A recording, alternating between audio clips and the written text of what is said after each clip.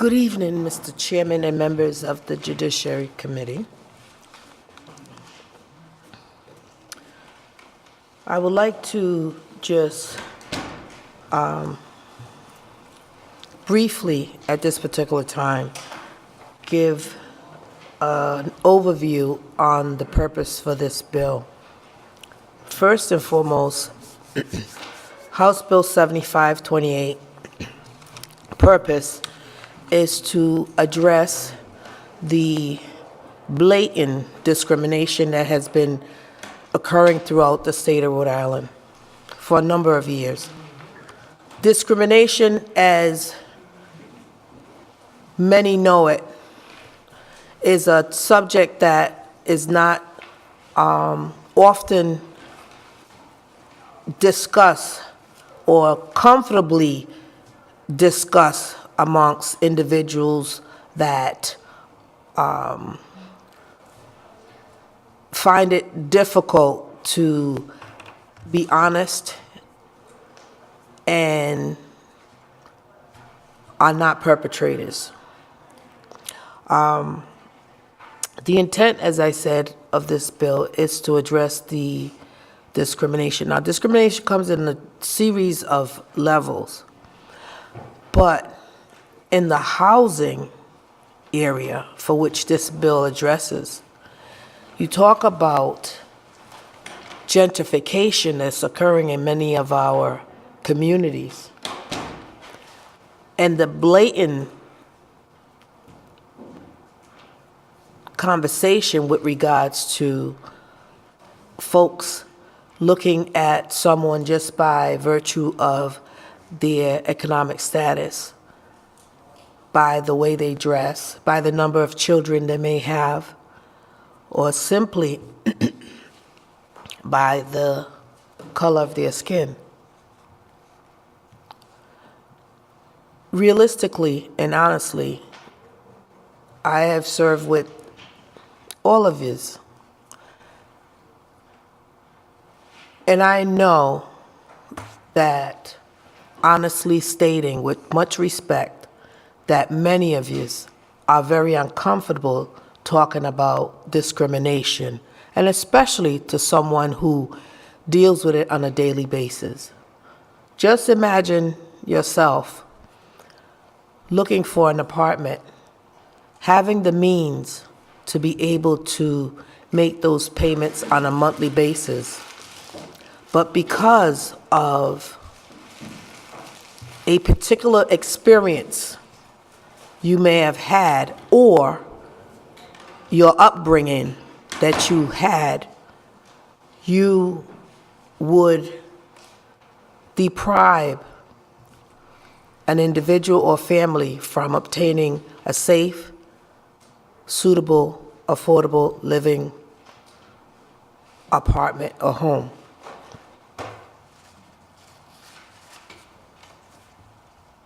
I've been in the position of being discriminated, and truthfully, on a daily basis, even though maybe some of you may not believe that to be true, because you are not necessarily in my shoe or in the areas for which I would be in to encounter these types of discrimination. But it's real. It is very real. Now, I'm not going to prolong, one, because I'm freezing in this room, and two, the night is moving right along, and folks have been here, you all have been here, our guests have been here for a long time, and they too have a lot of information to bring to you. Steve, Amy, and others are here to present to you some very interesting facts and experiences based on this situation that has been occurring in our state repeatedly. But this time, we have a tool. This is not the first time this bill has been before you, but we have a tool that can address this particular level of discrimination, housing discrimination. It's about being fair. It's about not being afraid. It's about opening up the doors of opportunity for everyone and not being selective. It's also just letting you know, putting folks on notice that it's not at its worst, it's uncovered.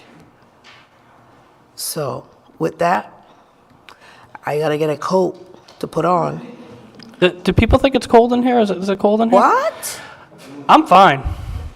But the windows are open, and it is February, although it's the stay house, so it could be 90 degrees in here. But could we try to close those windows? It's the end of the night. They're getting ready to go. When the room was a little more full, it wasn't so bad. I've got a jacket on, so. Are there any questions for the sponsor? Yes, Representative Ella Wilkinson. Thank you, Mr. Chairman. Not a question, more of a statement. Representative Williams, I want to thank you very much for bringing this bill forward. I could tell you that during the time that I was in the military, there were several instances when I was stationed in various states up and down the East Coast where I had sailors come to me with their families because they were refused housing based on their veteran status. So that was a while ago, but I'd be naive to say that it wasn't still happening today, just in different sources. So, again, thank you very much for bringing this forward. Representative Ella Wilkinson, were those people who had Section 8 vouchers that you're talking about? It was in the 80s, yes, sir, that's correct. But you said they were being discriminated against based on their veteran status? They were being discriminated against because of veteran status based on the salary that they were making. The junior enlisted people that chose not to go to base housing, yeah. I think veteran status is already protected elsewhere, though. But you'd be surprised, veteran or not, they discriminate. I mean, I think if you had someone that refused to rent to someone with a Section 8 voucher, or if you had a landlord that rented to, that refused a veteran who made $100,000 a year, but was accepting other Section 8 tenants, but you had a Section 8 tenant show up, a prospective tenant show up with a Section 8 voucher that was also a veteran, that's where you run into the problem. That might be discrimination. It wasn't a very clear example, and I apologize for that, but Representative Ella Wilkinson is raising issues with regard to veteran status, and I don't doubt for a second that happens, but that's already prohibited. This bill deals with having a Section 8 voucher.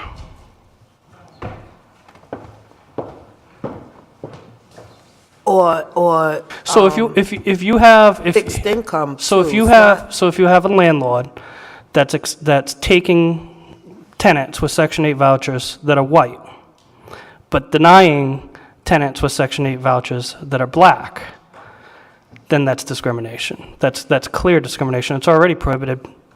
That'd be discrimination based on race. Or same thing with veteran status.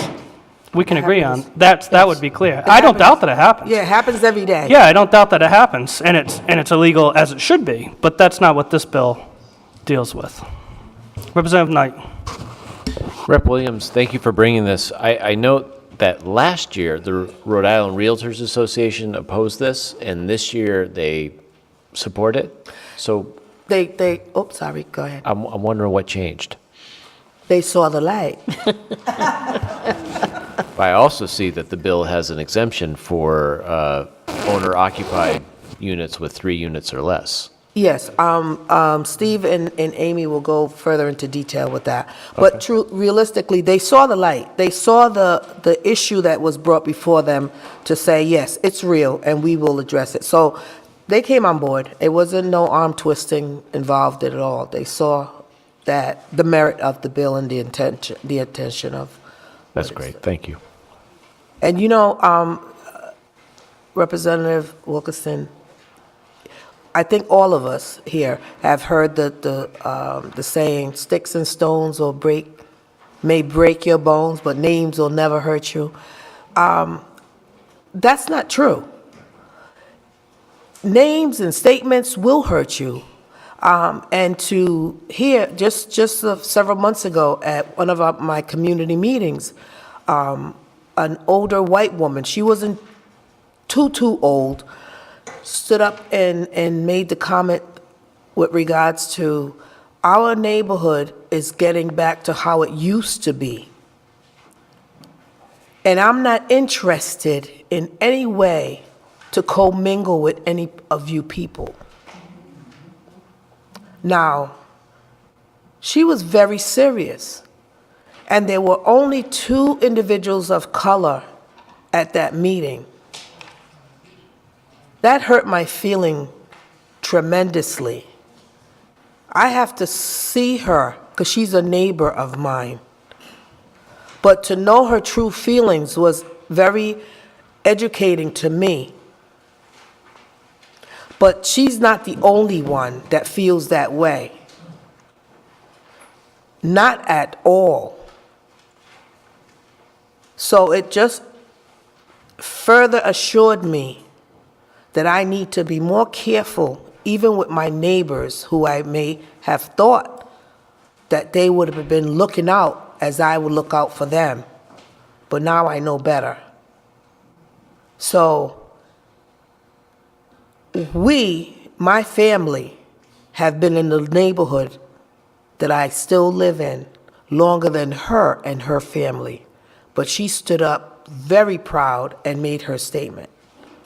So those things are coming out more so now than ever before.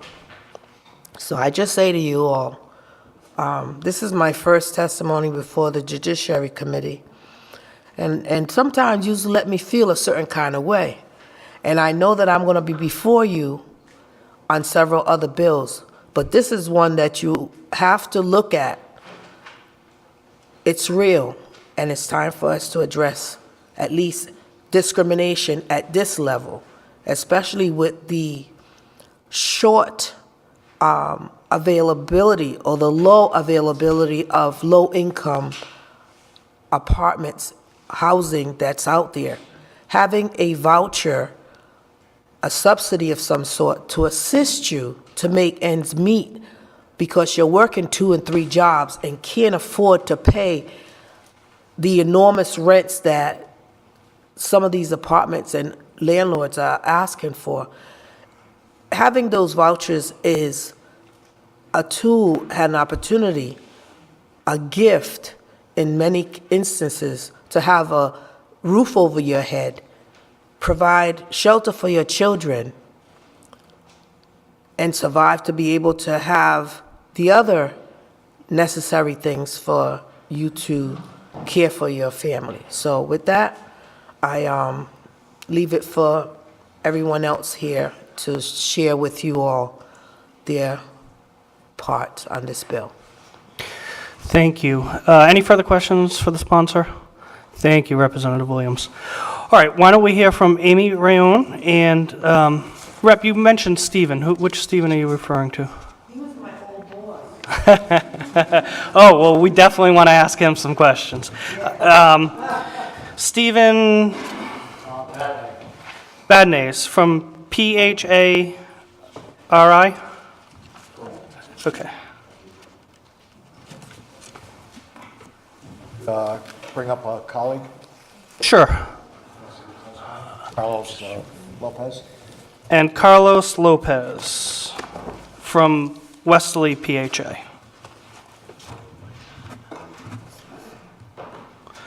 You want to begin, Steve? So I'm here representing the Public Housing Association of Rhode Island. Oops, sorry. I'm here representing the Public Housing Association of Rhode Island, which consists of 24 housing authorities throughout the state. I'm also the director of the Pawtucket Housing Authority in Pawtucket, Rhode Island. And I'm a neighbor of Representative Ajello. My testimony to the House Judiciary Committee is in support of the bill introduced to amend the Rhode Island Fair Housing and Practices Act to include the term lawful source of income. in which so many potential renters are victims of discrimination. We very much appreciate the leadership of Representative Williams for introducing this legislation, and thank you for allowing me to speak. Source of income discrimination is experienced by families who receive income from Social Security, TANF, and/or veterans benefits, and more often, families who receive rental assistance under the Housing Choice Voucher program, also commonly known as Section 8. In fact, one of the reasons we now call it the Housing Choice Voucher program is because Section 8 has become code for discrimination. If a quick look through Craigslist advertisement shows landlords and property owners' unwillingness to rent to voucher holders. No Section 8 is a common stipulation seen on these postings, equalizing the potential renter income status or their voucher, similar to no smoking or no pets. This is a screenshot of a Craigslist ad. In bold, I'll read that. It's the first thing you see on the ad. $900, 2 bedrooms, no dogs, no pets, no Section 8, no parking, no smoking. It's code. Legislation in states like Massachusetts, Connecticut, and New Jersey have made this type of discrimination illegal. What many folks don't know is who we serve in these programs.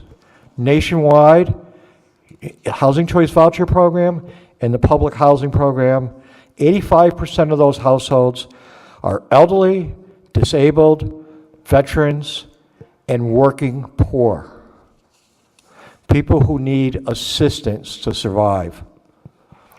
Many property owners and management companies here in Rhode Island refuse to rent to individuals relying on certain forms of legal income, particularly housing choice vouchers.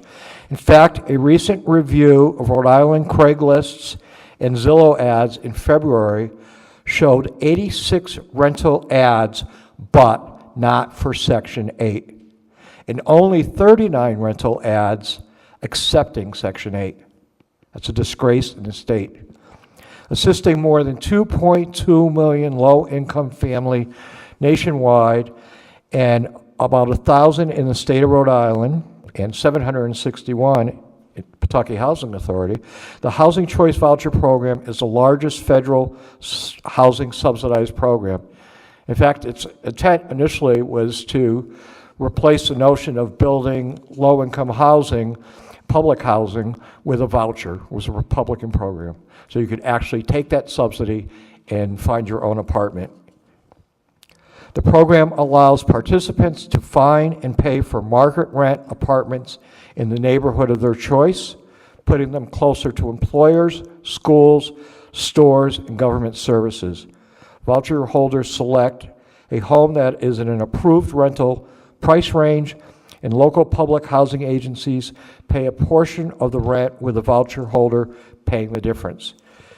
In today's climate, vouchers are especially important to address the shortage of affordable housing that's available. Often, housing choice vouchers can be all that stands between a family and homelessness. And it can take 5 to 10 years being on a waiting list before obtaining that voucher to go into a housing search and then lose that voucher after 3 months because landlords were shutting the door in your face one after another. Steve, can I hop in with a question here? Yeah, sure. So you run Pawtucket, is that, am I Correct. understanding that? Okay. How many people have you given vouchers to that have come back 3 months later without finding a place? So let me expand a little bit on the question. We do not give a lot of vouchers out on an annual basis.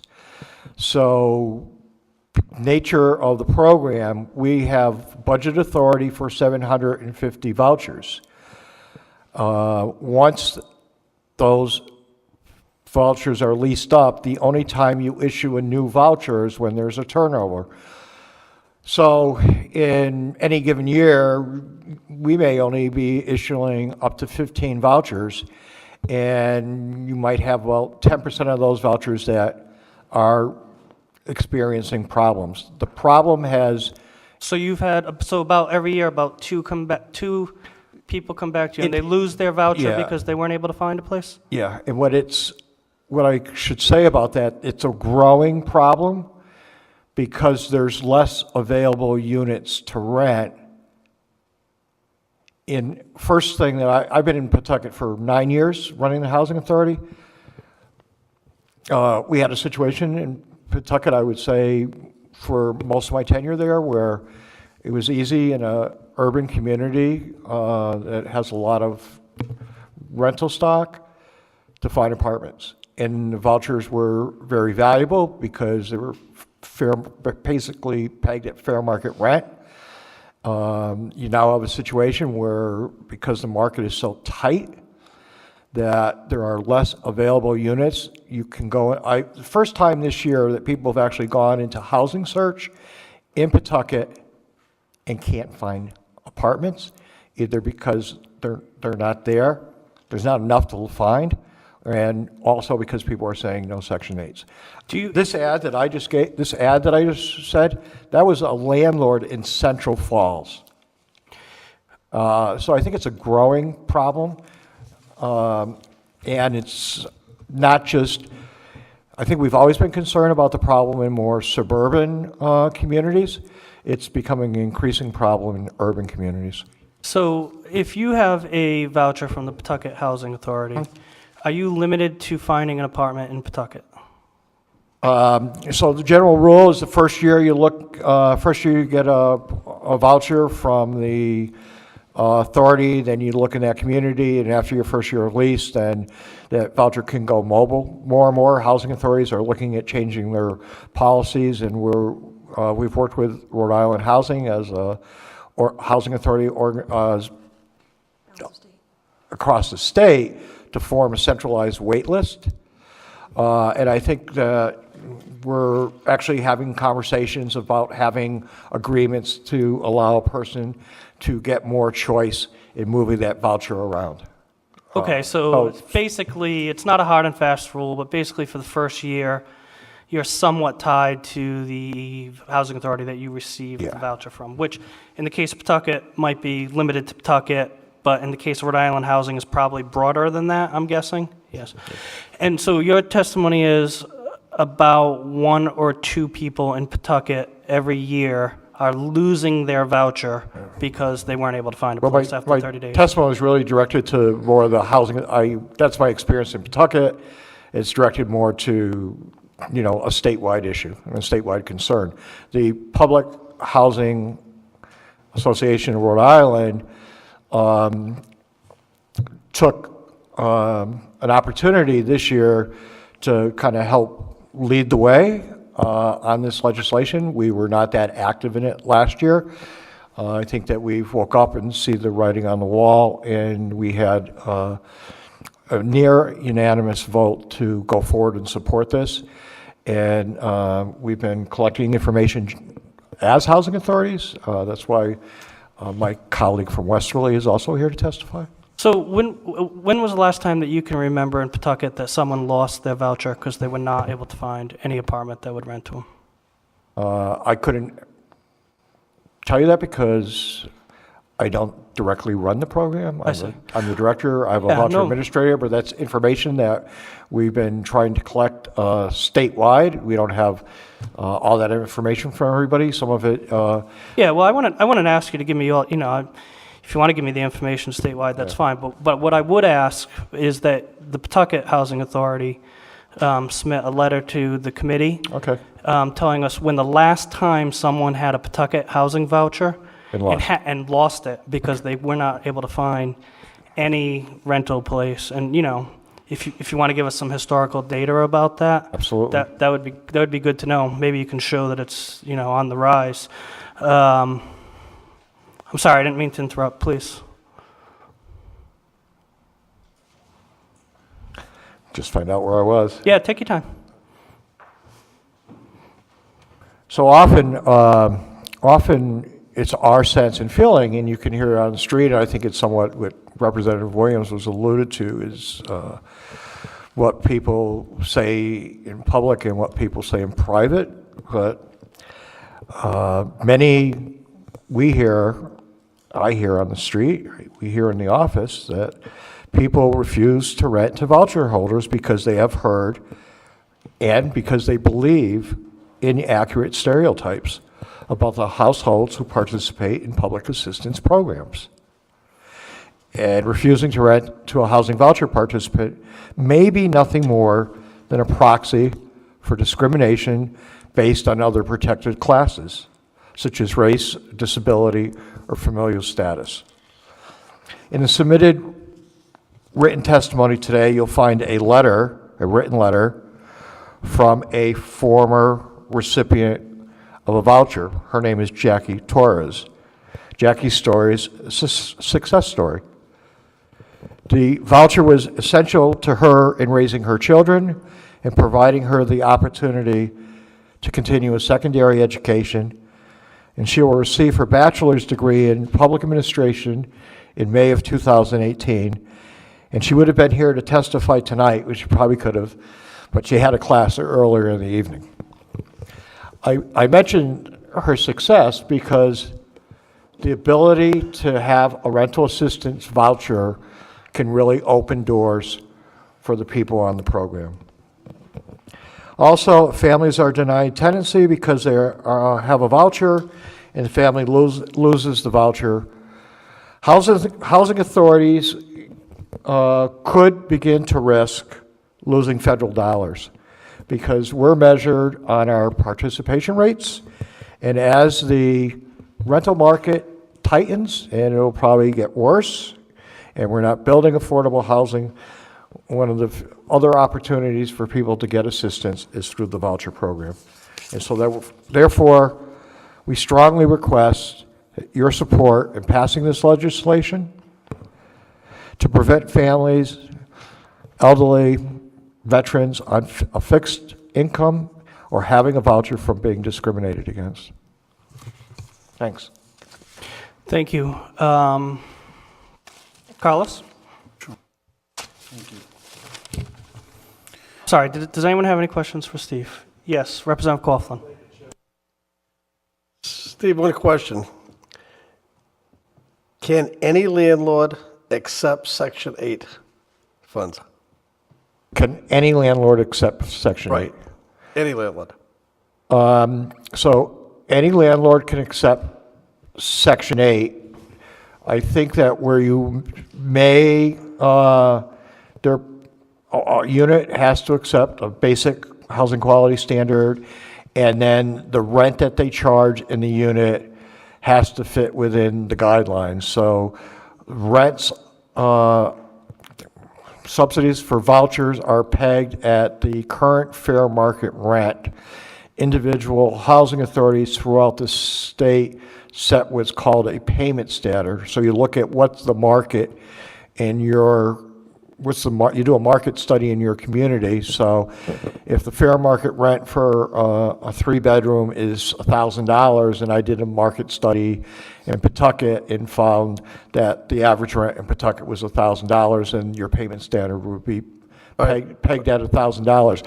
If a landlord had an apartment that he had in the market for $1,500, and a voucher holder went there, and he actually accepted it, but he wanted his $1,500, we would certainly try to negotiate it, but would be a reason for us to actually deny the voucher holder there, because unless they were willing to pay an additional amount of money towards the rent, and that's limiting, then we wouldn't be able to rent to that. All right, so I'm John Q., landlord. I have a unit. Your voucher comes within my price range. Yep. We would accept it, we would do an inspection. Do I have any other steps I have to take, or can I just take your voucher to the bank every week and cash it? You could take my voucher to the bank and cash it. You have to have an inspection to make sure it meets a basic housing quality standard, and you have to enter into a lease with the voucher holder. So there are some steps I have to take Some before steps. I can accept your voucher that I don't have to take with a customer walking off the street. Is that a fair statement? So you can take the voucher, but you can treat that voucher holder like you would any other person. So if you put an ad in the paper and you have people that are Before I applying- accept your voucher, Yeah, I have to go through an inspection, I think you said? an inspection. There's a couple other steps I've got to take. Whereas if Joe College kid came to me with a check, I could just take his check and keep on going. I wouldn't have to submit to an inspection or anything else. Isn't that a fair statement? That is a true statement. What I would say about the inspection is the housing quality standards are nothing more than what current minimum code are in most communities. But I don't have to take the additional steps to go get it done for a tenant coming off the street. But I do with a yeah. Section 8. And actually, it's the housing authority that takes those steps and schedules the inspection. So it's a matter of allowing the inspector into the apartment. But an inspection is going to come before I can accept the Section 8 Well, check. there's actually some new rules that HUD has on the books that some of us are looking as policy changes where you are going to have the inspection, but in some cases, that inspection doesn't have to take place initially, or if you were a landlord on the program, and there was a previous inspection in 2 years, we can get the tenant in there. Okay, get but the you're looking check. at them as possible policy changes, correct? I think that Rhode Island Housing has already made some of those changes. Okay. Because this is legislation that was just passed in the federal government about 2 years ago. Okay. Thank you, Mr. Chairman. No more questions. How often do the inspections happen? Inspections are basically on an annual basis. So this is something the landlord would be subject to annually. Yes. Any further questions for Representative Roberts? Thank you. How long is a person entitled to collect Section 8 benefits for? A person is able to, once they get the voucher, they're able to maintain that voucher until their income would go to the point where they would be paying fair market rent, and then they would be off the program. So it's more of an income base. It's not a term-limited assistance. Okay, so meanwhile, if a parent, say, is working and they work some overtime or they get a minimal raise, what happens with that money? Is that factored into the rent? So on an annual basis, you do income determinations. As their income rises, they have an obligation to go into the authority's office, and their rent has to be recalculated. So if they got a raise, they went from $10 an hour to $15 an hour, then their portion of the rent gets adjusted, and the amount that the housing authority pays to the landlord is decreased. Okay, so that would mean that parent, while they're working, if they get an increase in pay, there's nothing left to put aside to allow them the ability to save for their own home at some point that they can own rather than rent. Is that correct? So if they get an increase in pay, then the rent is recalculated, but it's still calculated at 30% of their income. So you would only be taking 30% of that increase of pay, so there could still be a margin for saving money. By virtue of not having to pay the full rent out in the community and having that assistance, it generally gives you an ability to pay. Also, many of us have programs, especially for families, to get them into, it's called family self-sufficiency programs, that working with families to get them better paying jobs or into jobs and better skills so they can increase the money. And some of us also have home ownership programs where the voucher can also be used for some of the payment of the mortgage. And many of us work with local nonprofits with our voucher self-sufficiency program to get them homeownership training so that as they get increases in income, that they can, if they so desire, get the American dream. And in fact, that program also has this formula whereas if they're in the program and as they get increases in raw income, even though their rent may go up, Housing Authority takes that amount of that increase and puts it into an escrow account. So after 5 years generally of case management, and they get to a point where they're having income increases that we actually help them save the money by actually the program allows us to put money into an escrow account, and then they have the ability, even more of the ability to save. So we have like 100 people in a family self-sufficiency program who all are voucher holders that we've worked with. And we have sometimes people that have $10,000 to $15,000 in escrow. They can use that money to get a car fixed so they can get to their job, to help pay for books to go to school, and down payment on houses. Okay, so how long has these policies have been in effect that you speak of? The family self-sufficiency program has been in effect since, I would say, around 1995. Okay. So is there a way I could get any information as to how many people have received that help from this program? Yes, I think that I could readily get you information on the current number of people that in the state of Rhode Island on a family self-sufficiency program. And we could probably do some other research and get, I'm sure there's some white papers on there that really explain the program and the importance of it.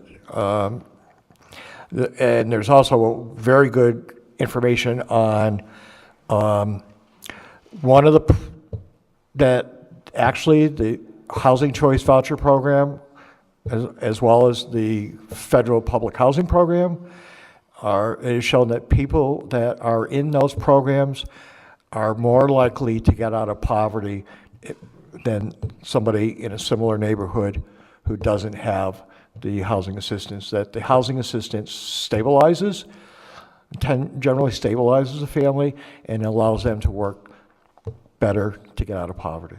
Okay, thank you. Yep. Any further questions for Steve? Yes, Representative Coughlin. Thank you. Steve, just one more question. You said that a person takes a Section 8 voucher, goes to look for an apartment, they find one, they stay in Pawtucket for 1 year, then they're allowed to move out and go to another district, if you will, for lack of a better term, with their voucher.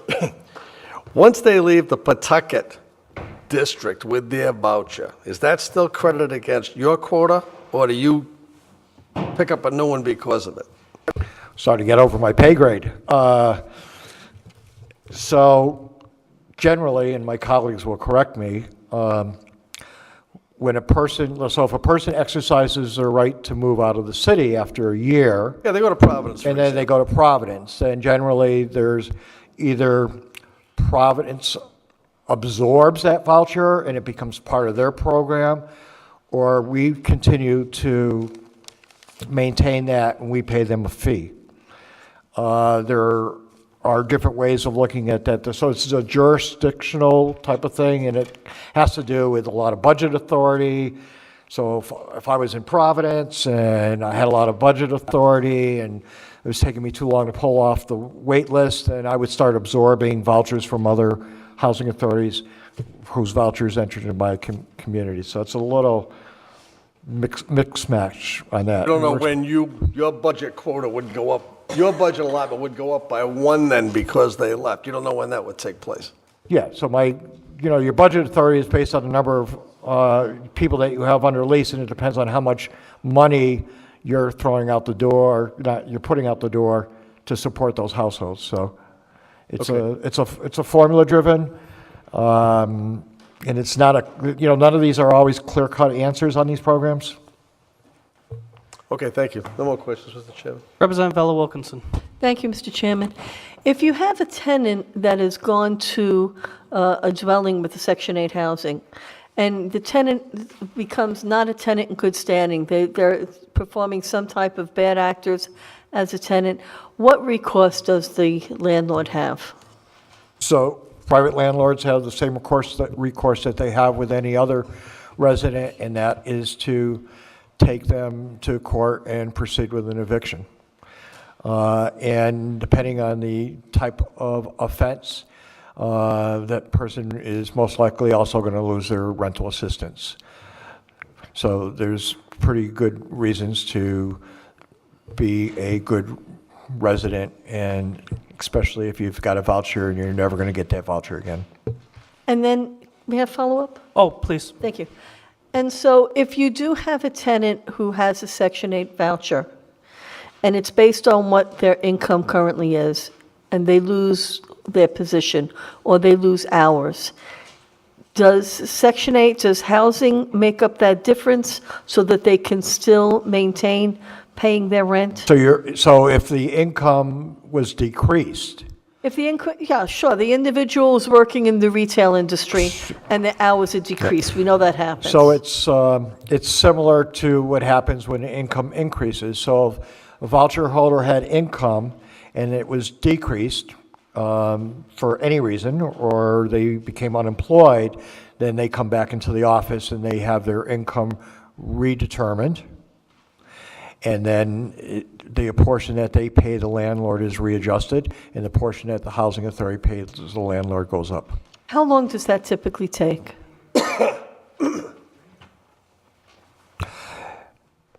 It's usually driven by the voucher holder, Okay? and they have to come in and we have to do the income verification. And I think that would probably be less than 60 days.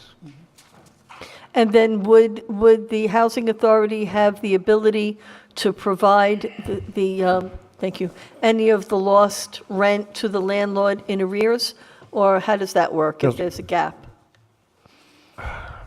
Because So of we would the hope that, decrease. we would hope that the voucher holder would be paying the rent that they're required to pay Right. until the housing authority was able to do the recertification and then adjust the rent. Okay. So And if they weren't? if they weren't, If they weren't making up the difference, if the they tenant was weren't not- telling, if so, if if the the- tenant was telling the landlord, you know, my hours have been cut, So if the- I can't pay you this month. if the tenant was telling the landlord, they couldn't pay it, the landlord would probably call the housing authority up, and we would have that conversation. If the resident was not paying the rent and telling the landlord that, they couldn't afford it because their income went down, but maybe it didn't. They're just, it's a renter's a renter in my business, whether it's private or public. If ultimately they're not paying the rent and housing authority knows about it, and the landlord knows about it, and we're not getting anywhere with that resident, we would flatly, I think, have the ability to say to the landlord that they have to make a decision on whether or not they want to go to court and do an eviction for non-payment. And that's similar to what any landlord has to do. I'm a public landlord because I run public housing, and I've been a private landlord in my life, and my experience is it's not always the income that makes a person that persons become bad actors or don't pay the rent. Doesn't know any income, doesn't know anything else. I think that that's part of, we have a tendency when we talk about subsidized housing programs to really have something in our head about, a class of people who, might not keep up their apartment, not pay the rent, might not do that. My experience, and I've been doing this since 1978, is that just like in any other population, I'm working in public housing with the voucher program, that, we have good, decent, hard-working people on our programs who value that subsidy because it has helped make a difference in their lives. And actually, my point is that if you have two tenants, one who is on a voucher program and one who isn't, and they're both working in the retail industry, once the holidays are over and their hours are cut, the one that has the voucher, the landlord has a better chance of getting that money because of the adjustment that would be made in the voucher, as opposed to the one who doesn't, who has to scramble for a second job to make up the difference. Absolutely. Right. Thank you. Steve, you mentioned earlier that tenants can lose their voucher.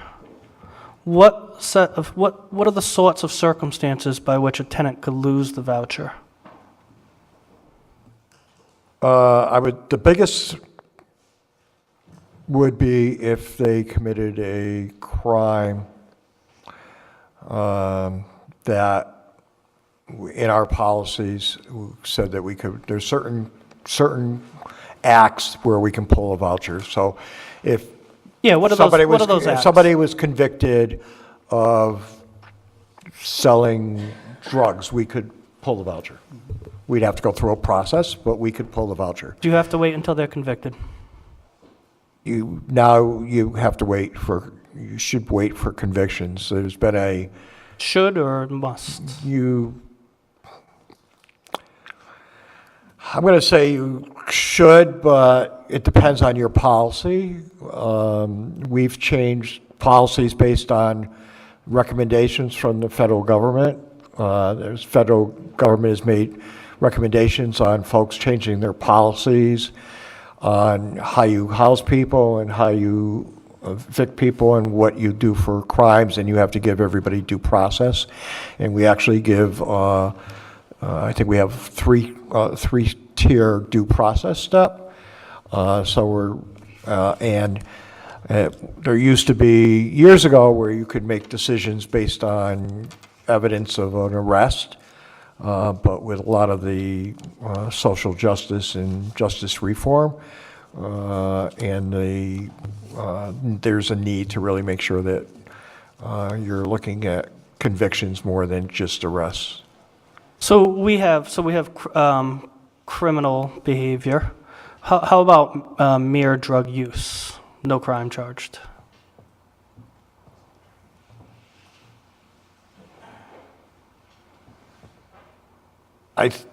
Mere drug use, no drug arrest, I think that's probably more of a misdemeanor. I don't think that we would be going out there, and we probably wouldn't even know about it most of the time. We're looking at more major crimes. But honestly, you can, and I think some housing authorities do this. My recollection under the federal regs is that the federal regulations would probably say that you should be pulling assistance for any illegal activity and drug activity. But I'd have to really go back and do a little bit of more research on that. So you think the federal regs, I'm going to ask you about that in a second, say that any illegal activity should be the basis for pulling the voucher? Not any illegal activity, but certain illegal activities such as drug activity could be a basis. In a non-voucher setting, if a landlord had a non-voucher tenant that the landlord believed was using drugs and had some evidence, and I'm not talking about federal rules of evidence, courtroom evidence, but had some indication that the tenant was using drugs, not selling, just using drugs, could that private tenant pursue an eviction pursuant to? So there's two things. There's housing authority rules on pulling a voucher, and then there's a landlord being a landlord. And so the rules for a landlord who has a lease, it's not any different whether you have a voucher holder or if you have a private, somebody who doesn't have a voucher. You have a lease with a tenant, and the resident violates that lease. And so if you have something in the lease that says, no drugs allowed, then that landlord has the right to go to court and proceed with a cause eviction.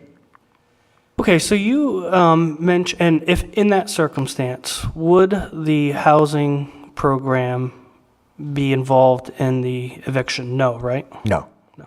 You mentioned earlier that there were federal regulations. Why are there federal regulations? Well, what are the housing programs? Are they state or federal? No, federal. So in the state of Rhode Island, unlike other states, like our neighbor in Massachusetts, predominantly the larger housing programs are federally subsidized. So all the housing authorities in the state, including Rhode Island Housing, to run your housing programs, it's basically federal money. There's very limited state money out there for, there's very limited rental assistance coming out of the state or any money for other kind of housing programs. There's no state public housing. And so if we passed this law, landlords would be subject to these federal regulations? So if you pass this law, a landlord just cannot say no Section 8s, but a landlord can still be a landlord, and they could take a voucher holder. Well, now they But have they to can take- now they have to take the can voucher. still do, generally what landlords do, you should put an ad in the paper, and you get 5 or 6 tenants, and you screen the tenants. There's nothing in regulations that do not allow a landlord to screen a tenant, and there's nothing that would be in this bill would allow that would not allow a landlord to appropriately say, I do not think you're qualified for this unit, but for other reasons that aren't discriminatory, such as saying, no, I'm not going to give you this apartment only because you have a Section 8. But the landlord can do background checks, the landlords do credit checks, landlords can do criminal background checks, you can do other landlord reference checks. And if you had other information, you don't have to accept that tenant. You just, under this legislation, you just can't use the fact that they have a voucher for not accepting that tenant, unless, as was pointed out earlier, they're owner-occupied, 3 units or less. Well, that's interesting. Why is there an exemption for owner-occupied 3 units or less? Let me ask you a different question. Can I not rent to a black person because it's owner-occupied 3 units or less?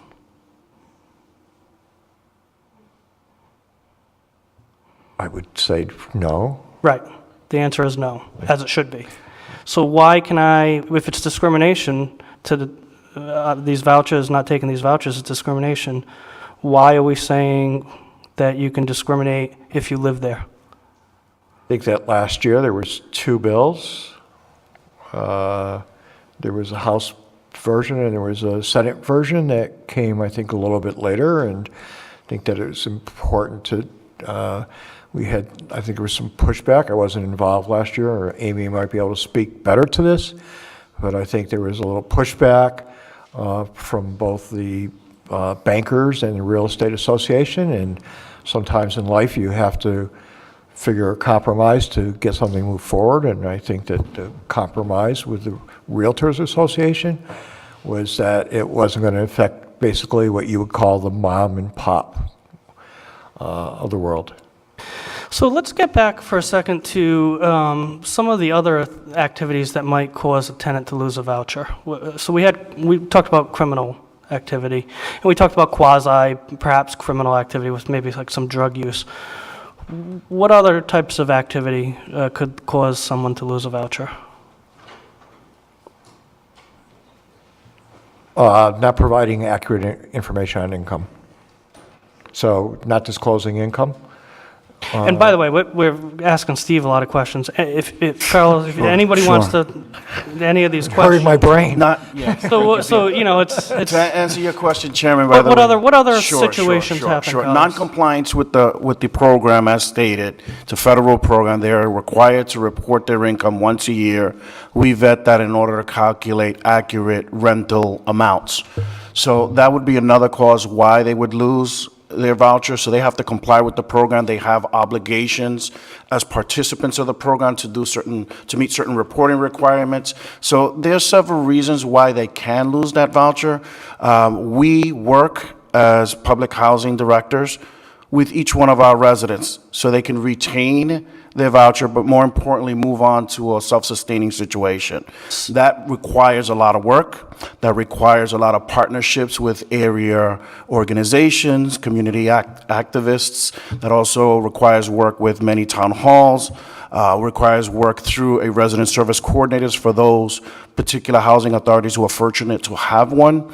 So really our job is to really serve those of low income, and as a unit, really work together to move those families from a situation where they're heavily subsidized in rent to a situation where they can be a standalone family and be economically viable. And so when a tenant loses their voucher because they've run afoul of the program, you evict them? Well, if we run through a scenario like that, it's not a matter of evicting. We have to make a very clear clarification. We do not do lease enforcement. However, Well, hang on. So they've lost their voucher, so because they've run afoul of the program. Now, where's the landlord? we have to have a conversation with the landlord and let the landlord know exactly what's going on. Does the landlord get paid the voucher amount? The landlord gets paid their rent as the rent it becomes due, as far as the portion that is entitled to be received from the housing authority. So the moment there is an issue where that particular, for instance, if I had a resident in my housing authority, they lost it for non-compliance, I'd be picking up the phone and saying, Mr. Smith, guess what? This person is in non-compliance. They're about to lose their voucher. If they are owed rent at that time, they have every right, just like any other landlord. Whether they're a housing choice voucher resident that they have or not, can seek eviction proceedings. They can seek eviction proceedings for whatever they want. That they'll get the decision in a housing court is an entirely different story. But housing authorities, directors, they really do work with landlords. They want to hear from the landlords. They want to have active conversations with the landlords, because the stigma that has been mentioned earlier here about soon as someone says Section 8, a whole bunch of things come in. I mean, I've heard it today. Crime, drugs, how do we get rid of this? How do we get rid of that? Ladies and gentlemen, I've been doing this for 21 years. I've been working in this industry. 228 years is going to take to bridge the income wealth gap in this country between the status quo and people of the global majority, which include Latinos and includes African Americans. That's not acceptable. That is not an opinion, that is a fact. No one here is advocating any less rights to any landlord. Absolutely not. So landlords will continue to have their rights. What we're looking to is not to give and to eliminate and eradicate. You have 4 viable people in front of you as a landlord.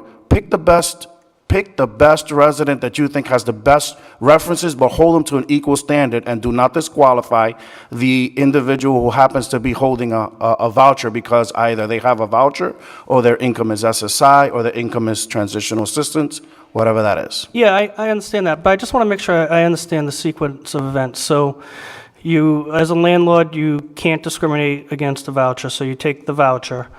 Then the person does something, runs afoul of the voucher, loses the voucher with the housing authority.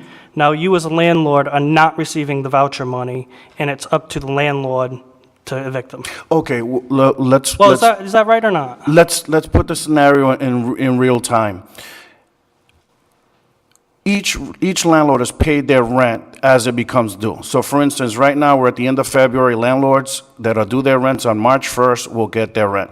If somewhere throughout that month of March, that individual, that resident that is one of our clients is a Housing Choice Voucher program, suddenly comes into a non-compliant situation and it is at risk of losing their voucher, we would be picking up the phone and calling that landlord and let that landlord know, hey, this is on the horizon. We're working to stabilize this individual and get them back in compliance. However, if we see that you're not going to receive payment because of this, we're going to let you know. These federal regulations require you to do that? I'm sorry? The federal regulations require you to Sound do that? fiscal responsibility requires that. Okay, so ideally that's what would happen, Yes. but there's no guarantee that that will happen. Well, it wouldn't be in the best interest of any ED looking to sustain or expand the housing program not to do that.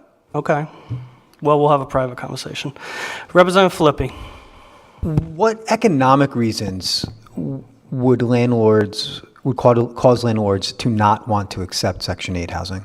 It's simple. I can talk to you from experience, and I put this in a narrative that should be before the Just briefly, Judiciary Committee. what But contractual obligations? it has historically and continues to be an issue of redlining amongst cities across this country. No, but beyond that, we've heard all that testimony, but legally, contractually, economically, why would a landlord not want to accept Section 8 vouchers? That's a question best asked to the landlords, not the housing authorities. This But is exactly why we're here. You guys are the experts on it. Yes, And I'm no, just curious, like, what have you we heard? are What experts.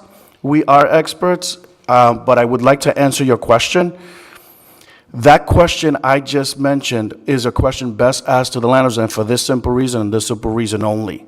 If landlords weren't doing this, and I hate to say religiously, but this is basically continues to happen, we wouldn't be here right now. So you don't know of any economic reasons as to why a landlord wouldn't want to accept Section 8? I can't even answer economic. I'm telling you from a perspective as a public housing authority and an affordable housing professional.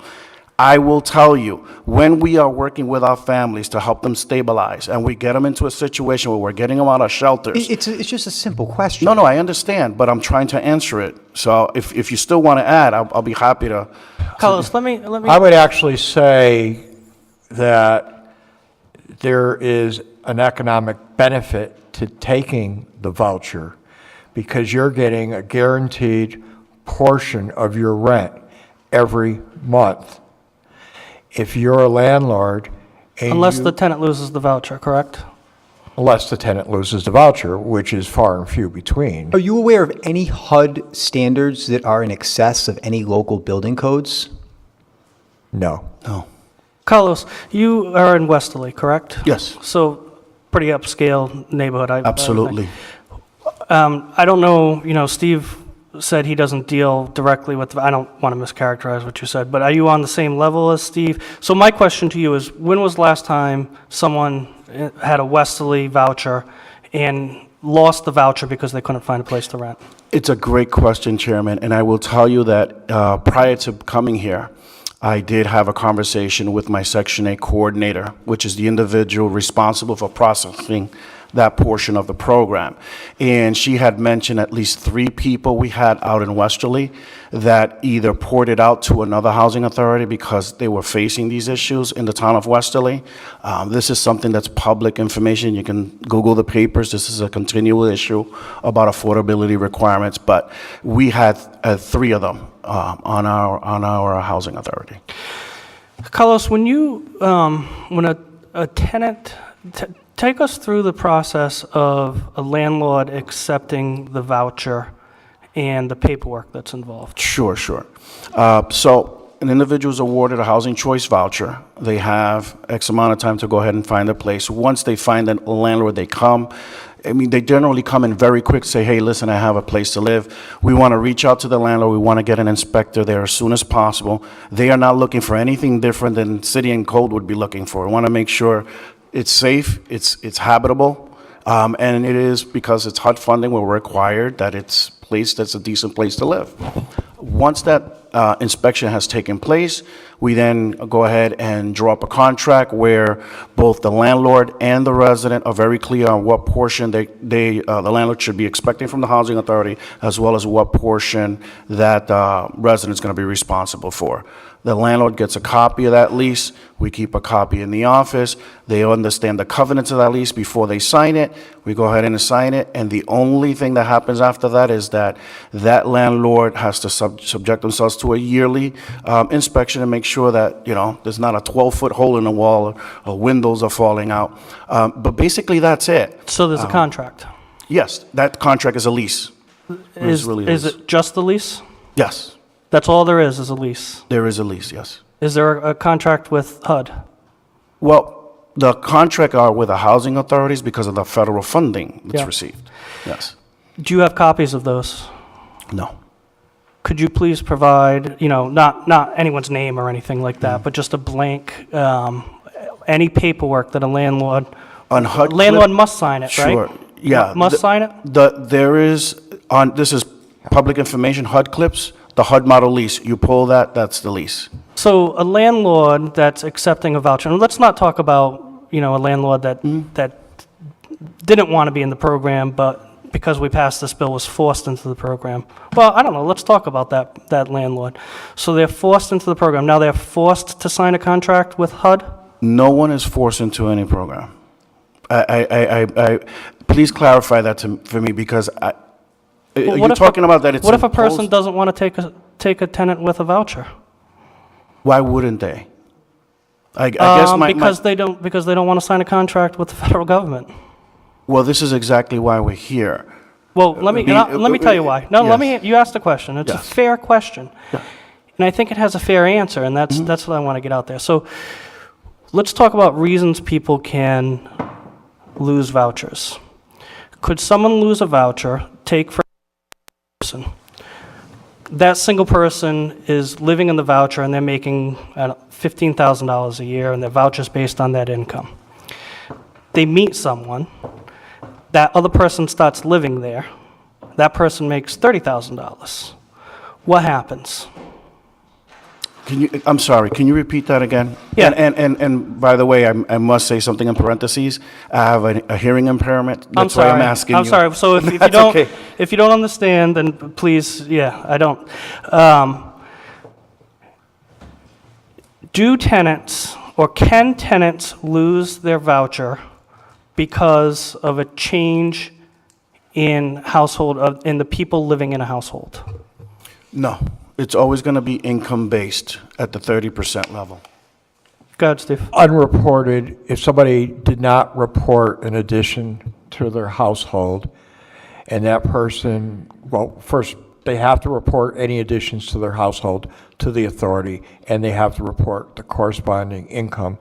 If the housing authority found out that that took place, then there would be appropriate hearings with that landlord, with that tenant, voucher holder, to determine whether or not they violated the rules of the program by failing to disclose information. Oftentimes, that would come from the landlord, who would be disclosing that information to the housing authority, and we would be working with them to get that information. We actually take that seriously, and we take fraud seriously. Even on the income reporting, we do income matching with the federal government. So that sometimes is delayed, but we do find when people are not reporting income, and that's a violation of the program. And you used the word fraud. So could someone that moves in a significant other fails to report that because they don't want because that person has an income that might be a reasonable income, they don't want to lose the voucher, so they fraudulently don't report it. Could that tenant face criminal issues for that fraud?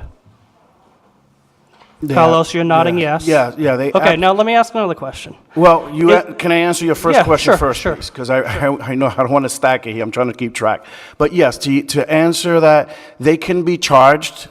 Our job is to report it. We can submit that file with whatever our findings are on the EIV report over to an attorney and say, listen, this person's in violation of the program. But the federal government requires us, and this is the federal government, requires us to go ahead and sit with that family and do a recapture of unpaid rent. Okay? When we do that process with that recapture unpaid rent, they can come up with a payment plan to repay the program, and then we can do a redetermination of what their rental payment is going to be based on the newly discovered income. Let's say the second job that they didn't report for the last, year and a half or whatever. So the tenant could potentially face criminal charges, which I think makes sense for this type of activity. Could the landlord? I don't see a case where a landlord would. Well, I think if you read the papers, Yeah. that you're going to provide a copy to the committee, you'll see that it explicitly says that the landlord could face criminal charges based on the tenant's fraud.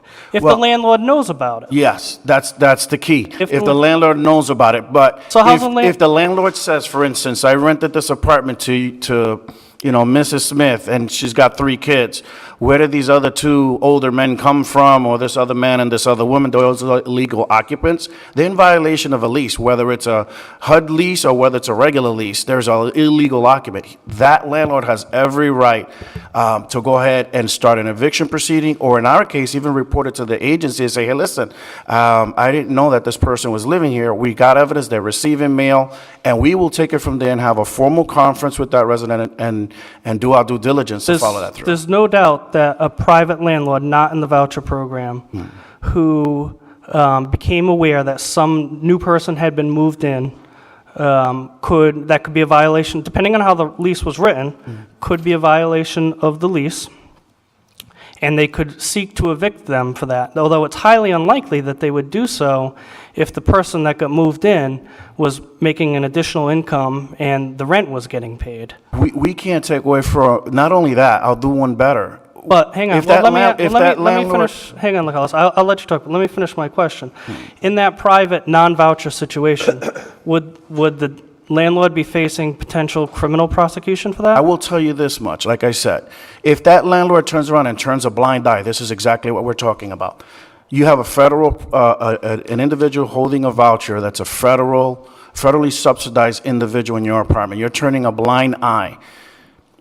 More importantly, you're saying, okay, in order for you to stay there, I want an extra 300 beyond what I'm getting from both you and the authority. This has happened in Massachusetts. I can't speak for Rhode Island. Right, so Yeah, they say- they absolutely. say to the I person, mean, "You can keep your $800 voucher, but I That want is an another." absolute crime. Yeah. You know Oh, I what don't mean? disagree with you. And that's the landlord deliberately putting themselves in that situation. I But I'm don't not understand why talking- they would do Yes, that. and I agree, that would be a blatant example of a landlord defrauding the government, that clearly should be a crime. But let's take a more innocuous example where the landlord isn't asking for additional, a little kickback on the side, just doesn't want to be in the situation where they're policing their tenants' private activities. Is this person living there? Are they not? What if the tenant shares a child in common with this person? So you can't, all right, if you have someone living in the apartment, they must declare the income of that person, correct? Yes. Can they have overnight guests? They can have overnight guests, and it's not only declaring the income, they have to declare the presence of the individual, because they may potentially be able to get income further on down the line. So Representative Filippi's question was, what reasons might a landlord not want to accept a housing voucher? And isn't a good answer, a landlord may not want to accept a housing voucher because a landlord does not want to put themselves in a position where they are forced to sign a contract with the federal government with potential criminal liability that makes them have to police the comings and goings of the private relationships of their tenants and try to determine if someone else is living there or not. And a landlord might just decide, everything else being equal, all the problems I have to deal with as a landlord, I don't want to have to worry about that. I don't want to have to subject myself to that. They may be able to say that. What I could tell you, overwhelmingly enough, what we see in our industry in 2 states, because I'm talking about Rhode Island and now Massachusetts as well, is not that. What we're seeing is landlords turning viable individuals away because they have a housing choice voucher program or their source of income, or even telling that particular resident or that potential resident it's been rented, and then finding out that a shopper has come by and the apartment is actually still available. That's what we're seeing. What you're saying, I'm not sure, I can't tell you it's not happening. They just don't want to deal with it. That's understandable, but that is not why we're here. What we're voicing is what's actually happening. What we're telling you is actual concrete data. What we're telling you is what's moving in the state of Rhode Island that may still move in Massachusetts, but with great difficulty because it's already on the books.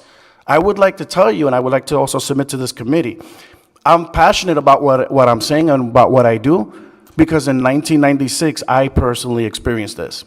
I had a Section 8 voucher. I was in a homeless shelter. My wife and I left that shelter, took 2 buses while she was pregnant in the middle of a winter to go see an apartment, only to be left outside by the landlord, never shown the apartment, told to our face, we can't rent to you because you have Section 8, and have to walk back 2.5 miles back to the shelter because we missed the last bus. I'm not unique. I sit here today as an advocate of what I'm talking about because one landlord did take a chance on us. And the fact that he took that chance on us was the fact that 2 of my kids were able to go to Worcester Academy on a scholarship because we were specifically in that neighborhood. And then today we graduate 4 kids from college. My wife now works in affordable housing now for 16 years, me 21. She's finishing her undergraduate, and I'm about to finish my master's because one landlord said, I'm going to take an opportunity and rent to them. I don't care. I was making no income, 0, other than unemployment insurance, trying to support 4 kids and a pregnant wife. You know what I mean? So I'm bringing this up because I'm telling you, families like me are in abundance. Yeah. We want data, ask for data. We'll get you the data on what's out there, and what families are there, and what the need is. The state of Rhode Island, this is public information, Providence Journal. I'm not from Rhode Island, but the newspaper reported 3,100 apartments should be produced to keep even queue with the need for affordable housing here in the state of Rhode Island. However, they were only producing about 1,000, 1,100. This is reality. This is the facts. Carlos, let me commend, that is a wonderful personal story. I'm very happy. You're obviously doing very well for yourself. Your kids are doing very well for yourself. I think that's a wonderful example of what a great thing housing vouchers are. I am completely supportive of housing vouchers. I think they do a lot of good for a lot of people. I question whether a legislature should force its citizens in their private property, force them to sign a contract with the federal government that might subject them to criminal penalties based on their tenants' actions. I question whether the legislature should do that to its private citizens with their private property. I don't question the value of the voucher program, the good it can do for people, the great it's done for you and your family, for which I am very happy. But as a legislator, I worry about the private property owners too, and their rights, and what they should reasonably expect. I completely get you, From their government. get what you're stating. The important is a matter of perspective. It is a matter of perspective. No one's imposing anything on anybody. What we're trying to avoid, and this is not only just me, it's not Steve and all the other people that are involved, is to stop landlords from discriminating, not imposing. There's a sense of imposition. Hey, you have a Section 8 voucher or Housing Choice Voucher individual, don't get involved, don't touch it. That's not what we're talking about. We're talking about something much more broader and much more bigger that's beyond the limits of the state of Rhode Island. We're talking about helping families and collaborating with landlords, both private and in management companies, to be able to work with individuals to help them become economically self-sufficient. What we're saying also is the fact that we're here is not because landlords are saying, I don't want to deal with this, because I don't want to be subjected to possibly being persecuted. You're going to always have in every realm, whether it's housing, federal government, state government, police, teachers, where have we not seen some type of level of corruption or somebody exploiting a loophole? When I was growing up, a teacher could grab you by the ear and smack you around in New York and take you to your parents and say, hey, this kid acted up, and the embarrassment alone, you got spanked. Now, the first people who are committing fraud and molestation and all this other stuff are happening in the schools, are happening in government, happening everywhere. We're seeing this. This is public. So if that landlord got himself into a situation knowing what the covenants of that lease is all about and what the parameters of this program is all about, because of negligence or because of ignorance, we wouldn't give a pass to somebody say, geez, I didn't know I wasn't supposed to kill that other individual. They still get convicted. Negligence or lack of knowledge of the law does not absolve. So your situation, I've been doing this for this long, I could be happily surprised by one of the other 36 EDs that they may have run into that specific situation. I have not. I've seen the other part of it where we see a Section 8 person, or a person with a Housing Choice Voucher program have to cough up money that they don't have to a landlord just to keep that, keep everything shut because they are now in violation of their own lease by bringing in a father to a child or an illegal occupant or a family that they brought in that lost their apartment. We work with that. I mean, as EDs, it's our responsibility to manage, sustain, and grow these programs because the need is growing. Communication between that landlord and the housing authority is key. If there is a breakdown in that, if that landlord does not keep with the covenants of that lease, if that landlord chooses to put themselves in a situation, then that is 100% on that landlord, and that landlord should face due process. That's not where we get involved. As PHAs, as executive directors, we are all about our families. We are all about helping those families, whether white, whether black, whether Latino, whatever it is how do we best help you to move from your situation so this is not second, third, and fourth generation poverty, and get you into a situation where we're pointing you in the right direction and garnishing resources to help you succeed. No one did it for me, but I make sure that I'm doing it for others around me, and I'm sure this is what Steve does and all the other ADs that do this across the country. And I completely support that, and I think it's wonderful. Like, as I've said, I think your personal story is amazing and tremendous, and I think the housing voucher program is a wonderful thing. I myself participate in it. I think I'm fully supportive of it. I also, as a legislator, I'm trying to look at it from the landlord's standpoint, and that's what I'm trying to do here. Representative Filippi. For the regulations with housing vouchers, is there a minimum term for a lease? Can it be a month to month? Can it be 6 months? Does it have to be a year? Most times it's the first coming out of the gate. The activation of that Housing Choice Voucher is 1 year, and then it can become month to month after that. Is it required? It must be a year, Representative Yes. Filippi. It must be a year. It must be after that first year? Must it be for another year, or can it move to a month-to-month tenancy? It after that? naturally moves to a month-to-month. So it naturally moves to a month-to-month tenancy. Now, don't the housing regulations only allow the landlord to raise rent once per year? Yes. So would a landlord be giving up his or her right to increase rent as they see fit by accepting a voucher program?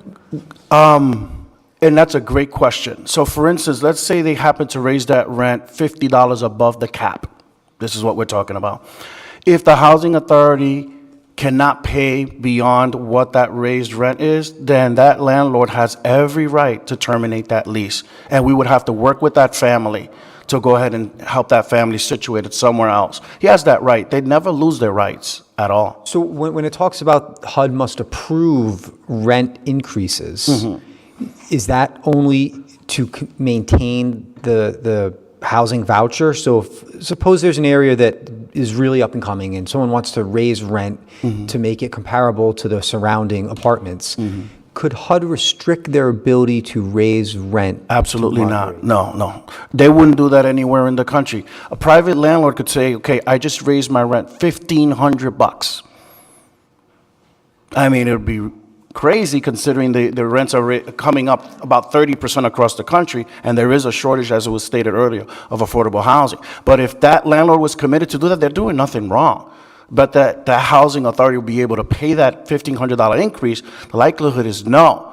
But that doesn't mean that the landlord says, well, geez, you know what, then I don't know what to tell you, but I'm about to go here. I want to be more comparable, so I don't wish to renew my lease. There's a process that we're going to have to figure out to dissolve that lease, to give that right, that landlord, to do what they want to do. We're going to work to try to save that tenancy, but if that situation doesn't work out, then we have our obligations to work with that family and get them situated. And doesn't the landlord also have to certify that no other comparable apartment in their apartment building is rented for less than the amount they want to raise the rent? That is a good question. I can't answer that as far as it comes to Rhode Island. I could tell you that in Massachusetts, there are certain cities that have rent caps. Yeah. Do you know what I mean? So I can't really answer that question. If you have a landlord who, there are larger landlords who may have multiple, might be private 300 unit, let's say, development, and landlord wanted to raise the rent on a voucher holder, and we're already at a fair market rent. we would ask them to show us some comps. So we've had a couple of landlords in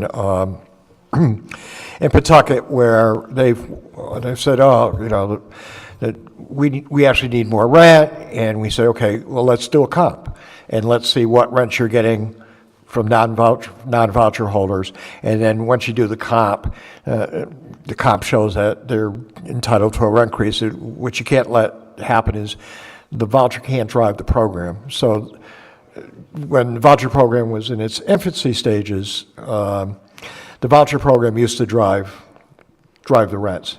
So I worked at Housing Authority. I was the director of the Saugus Mass Housing Authority back in the day, and that was the case where landlords would inevitably be negotiating larger rents than what they would be comping in the community and in their developments that they might have. And that was something that got regulated to a better regulation so that the voucher program was not driving rent increases, because at one point in the history of the voucher program, vouchers were driving rents, and which is kind of a, I don't know the word for it, but it doesn't make sense if you have a subsidized program driving rents and making other rents unaffordable. But isn't the landlord supposed to certify when they want to do a rent increase that there's no other comparable unit rented for less within their complex? We work with them to do a comp study. I don't recall that, but I certainly will research that. I think Amy's taken a lot of these questions. Because I've read that the landlord must certify that there's no other comparable unit that's rented for less. And my concern would be that would eliminate the ability of a landlord, say, to keep rent low for maybe an elderly tenant that's been there for years and years and years, because once they accept housing vouchers, they would have to certify that there's no other comparable unit that's being rented for less than the proposed rent increase that they want to assert on the vouchered unit. I guess that's a research question for your staff. That's a good question. I mean, it would have to be apples to apples, but if, for instance, if I'm a landlord that have a 3-bedroom, and you're a landlord across the street with a 3-bedroom, you're charging $600, I'm charging $1,500. I may have corn-up laundry in the basement and one parking spot. I may have some amenities not within the apartment that add value. I may be closer to a bus route to someone else. There's ways to quantify that. But Apples to apples within the complex. yeah, it could be viewed, if it's apples to apples within the same complex, as a punitive to get that particular housing choice voucher person out. So, and that does happen. It also goes to the motivation. You're presuming that maybe that was the intent of the landlord, is to get the housing choice voucher person out, as opposed to maybe subsidizing someone who's been with them for years in a comparable apartment, who may be elderly, who may be a friend, a family friend. That's they're why. giving subsidized rent. And actually, and that's what I'm saying. I'm not saying that's every single instance. It can happen. Every scenario we posed here has happened, and if it hasn't, it will one way or another. So we can get into the weeds of every single possible scenario, and we'll find it. Here, we're probably still going on in Massachusetts with the same, stricter legislations. We're in the habit of looking at short-term but also long-term when it comes to these families. I know that me and Steve and I and all the other PHAs that are part of the public housing authorities of Rhode Island really are passionate about working with our residents to help them get off of a subsidized situation, so we can free up space for other individuals who are sitting on these 10-year wait lists. That's what we're looking to do. It's no advantage to keep a family multi-generational on a subsidized program, whether it's public assistance or a housing choice voucher program. We also don't want to be the stigma as we look to try to grow housing choice voucher programs within our given communities, that landlords get together and are knocking on the town hall and saying, we don't want it, we don't need it, we don't want it in our backyard, or no, don't do that, because they don't even know how to manage their own program. If a landlord is not happy with one of my residents, I want to talk with that landlord. I want to find out why. And if there's anything within my power to help that situation, I'm going to do it. Because this landlord may be in a position to rent to somebody who's been on my wait list. So it is in the best interest of all of us. And this is not nothing that we're doing. This is a best practice for all of us. Is the program perfect? No. But it all is very much predicated on solvable problems, consistent practices that are fair, and most importantly, communication, communication, communication. Carlos, my guess is you were very good at your job. I'm sorry? My guess is you were very good at your job. I think you are I'm still perfect for learning. this, Honestly, I keep it humble. I'm still learning. Representative Roberts, you have a question? Thank you. I wanted to ask, you said that there was no, the guy sitting next to you said that there was no Section 8 covered by, that were not subsidized by the state. So all Section 8 is by the feds, is that what you're saying? Yes. Okay. So there is other low-income housing units available in Rhode Island, right? So who covers those payments for that rent? There are a variety of programs. So there's public housing authorities run hard units, public housing, low-income public housing, as well as the voucher program. There are also private. Who would cover it though? Who would make those payments? Who's responsible to subsidize a it? combination of federal operating funds and rents from tenants. So so I have hard units and I have a voucher where the subsidy goes out. So I have a 250 elderly high-rise. It's federal. We get money from the feds for covering the difference between what the rents and what the means to operate that development are. That's basic, simple.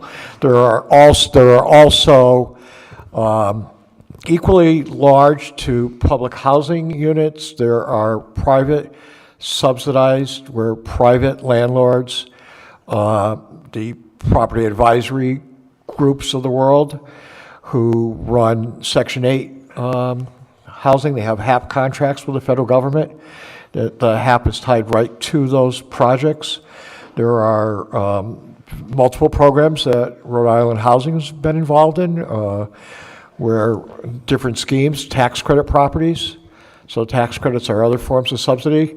And that's a program basically that's run, funded through, it's a credit, so it's actually an IRS funded project.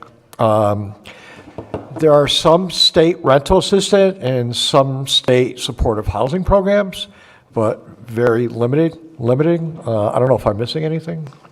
There's a lot of Yes. programs.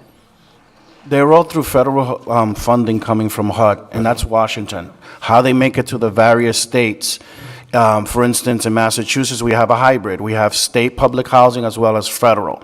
But we also have private management companies, which also, as Steve mentioned, are present both in Massachusetts and here, who have a project-based Section 8 program where if the resident moves, they don't take the subsidy with them.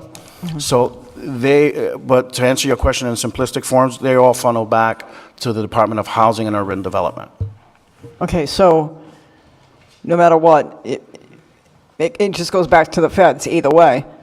I'm sorry? So no matter what, it just goes back to the feds either way. It goes back to the feds, and it's and what we're seeing, and I'd like at least my portion to end on this final note with this final commentary.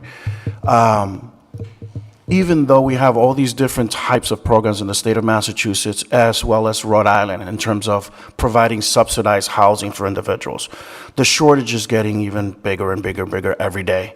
And what we're looking at coming across with the 2019 budget, we're looking at a 44% decrease in public housing funding and a complete elimination of capital fund grant dollars. So they're basically, this current budget, if it goes through, will decimate our ability to service individuals of low income. I just want us to think a scenario, what that would mean in the long run if it's to every single community in this country when you have growing amounts of families with no ability to pay rent and homeless situations. That just can't happen, not in our society, not in this country. So, it may seem like, oh, it's a big burden for landlords. Yeah, it is. But I work with those landlords, and all my colleagues do. But I don't speak for landlords. I speak for these families, and I understand where landlords come from and really encourage partnerships, solid partnerships with landlords, whether they're a private management company or the individual that has a four-decker, a four-family, three-decker or four-decker. So, okay? I don't want to interrupt you, but I just wanted to ask if you could please get me that information pertaining to, if you have some kind of paperwork that would tell me how many people that have been on your program that you have helped to put money aside to enable them to get into a home for their family. I'd like to see stats on that. I could tell you from my part in Westerly, we do not have a self-sufficiency program. So when families come out and they either pour it out or they do not become part of the program, those are 13%, at least in the Westerly area. We have a 13% turnover rate. What those families do once they leave Westerly, we have no data on because we're not required to track any of that. Okay, because he just said that there was some data. For housing authorities that have family self-sufficiency programs, I believe that I could very easily pull some stats. I actually think I might be able to, hopefully I might be able to get that online sometime. Okay, I would appreciate that. Thank you. And I might be able to get you some national data, but I'll try to be specific to Rhode Island. Thank you. Yeah. Carlos, you mentioned a partnership earlier. Yes. So you're in Westerly. That was, I'm guessing, one of the smaller housing authorities? Absolutely. So how many, is it just you and the director, or you and the? I am the director. Okay. You and the, whatever the other, it's two of you? Or is there more than two? No, there's one director. Yes. You have my Section 8 coordinator who Section 8 coordinator, okay. reports to me, and she handles the Section 8. Yes. We have the public housing piece, which are the hard units that Steve mentioned. And then a front desk person and my maintenance team. That's it. Okay, so the landlord would be dealing with a maximum of 3 people? No. Two? For the most part, I have a superstar of a Section 8 coordinator, which she's my hero. She Yep. is awesome, and we meet regularly enough that there's any issue, she'll bring it to my attention, and I will call that landlord. And we just had an incident a couple of weeks ago. That communication is very welcomed by landlords. So that's on the smaller end. Amy, you would, I'm sure, be on the larger end. What kind of numbers would we be dealing with there? Oh, you're talking about the... Yeah, just roughly, just very, very roughly. More than 10? We're probably about that, but it's, Okay. but again, that's the entire staff working on the HCVP. So, Carlos was talking about a partnership, and again, what would happen if a landlord, we were talking about reasons landlords may not want to voluntarily participate in the Section 8 program. What if a landlord simply didn't like someone that was working at, I'm sure everybody in Westerly is wonderful, but what if landlord just didn't want to be involved in the program because they didn't want to have to deal with the coordinator there? Because they didn't want to Want to have to deal with the coordinator there, or I don't know what the titles are. Didn't want to deal with the person they would be dealing with in their local, Section 8 or local housing authority. Yes. Isn't that a valid reason for a landlord not to want to participate in it? How could I? Well, let me ask this: if in a non-voucher setting, Yes. if a landlord had a prospective tenant, Yes. wouldn't it be a perfectly valid reason for a landlord to not accept a tenant because they knew about the tenant from the community or past history or something? I just don't like the person. I don't want to have to deal with them as a tenant. I'm not going to rent to them. That would be valid, right? Yeah, absolutely. So what if a landlord just didn't like someone at Burrillville Housing Authority, for example? That'd be a valid reason to not want to participate in the program. I could tell you and you're asking me the question, what I'm going to do is I'm going to answer as direct as I can. I will speak for my personal perspective. I always make sure 110% that I lead by example when it comes to my team. Yeah, you do, and I don't doubt it for a second. I'm about to answer your question. But I make it a very, very solemn point within the first week to 2 weeks that I take over any job, whether it's 1,100 apartments with 1,600 residents or my 300, that every one of my staff understands that every encounter with every applicant and resident and landlord is key. They are the face of the housing authority. You are to treat everyone with respect and the utmost care on what their needs are, which means we do twice as much listening and half as much speaking. That is my management philosophy. It's what I practice, and it's why I like to look at my teams as far excelling teams. My housing authority, along with all the other housing authorities that I've been talking with, score high on these areas, on the HUD metrics that they utilize, on how we approach and deal with our programs. So if a landlord turned around and says, I didn't want to deal with Westerly Housing Authority because I don't like dealing with that coordinator, I would hope. I'm talking 20 years from now. Yeah, I would and they're hope that they cursing would. the General Assembly. You know, Yeah. some landlord somewhere is cursing the General Assembly because this this is the law in Rhode Island now. 20 years from now, no one in Burrillville Housing Authority or Westerly Housing Authority or anyone that's currently involved, but 20 years from now, there's a landlord that just doesn't want to be in the program because they just don't want to have to deal with the governmental person, the housing authority person that they would have to be dealing with. Wouldn't that be a valid reason to not choose to I'm participate? not going to say it's valid or invalid. They have the right to do whatever they want. I mean, not if we pass this bill, though. with That's my respect to this, that's not what I'm here to, discuss, to be honest with you.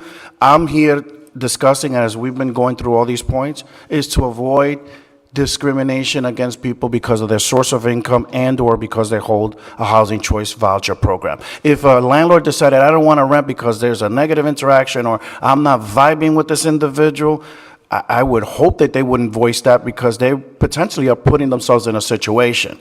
What I'm looking to do and what Steve is looking to do, what Amy's looking to do, and all of us, is to really advocate for families who wouldn't have a voice. And you mentioned something about legislation. Legislators, everyone that's here has constituencies. I realize there are landlords that are saying, we don't want this. But the bottom line is I also think that one of the biggest things we do in public policy is make decisions for the common good. And the common good has to not only take into consideration landlords and their concerns, but also a growing level of demographic populations that it's gone beyond colors of skins that are increasingly entering the poverty levels. We're seeing supposedly higher, employment rates and less unemployment. What people are not saying is if you really check the metric, it's because they stopped looking for jobs. They've pulled themselves off the market.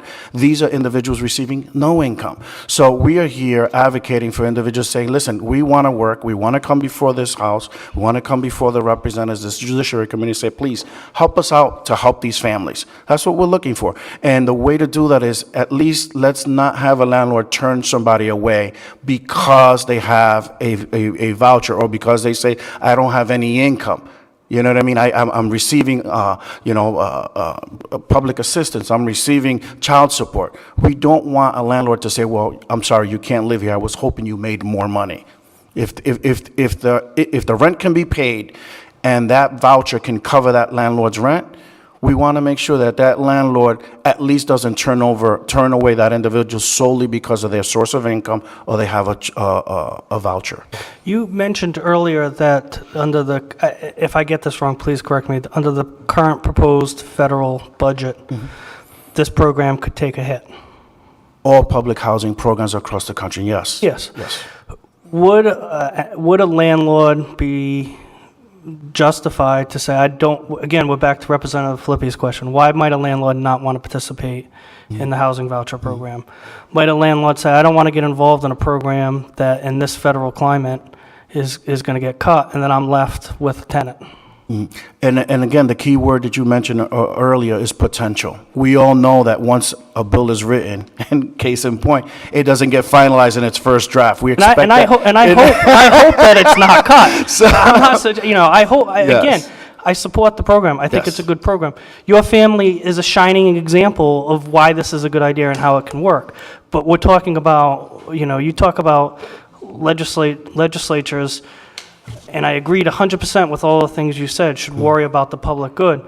They should also worry about private property rights and forcing people to do things with their private property. And that's all. I'm just trying to raise those issues in this hearing. So, Makes sense. Representative Price, did you have a question? And then we'll go to Representative Roberts. Thank you.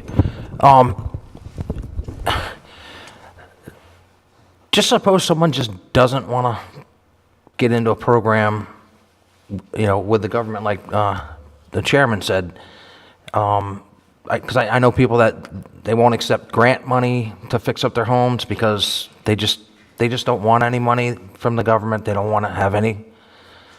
They just don't want to do it. And I know other people that absolutely love the program. So I guess I'm wondering, how come we're going to be the ones to make their choice? If it's just based on because they don't want to deal with the government, that's it. They don't want to deal with it. And another question is, how's this going to be enforced? How would you enforce something like this? And great question, Representative Price. And Carlos, you've been doing it great, but Amy, do you want to jump in on the enforcement issue? And you're going to be hearing from the Human Rights Commission Yeah. I think they're still here.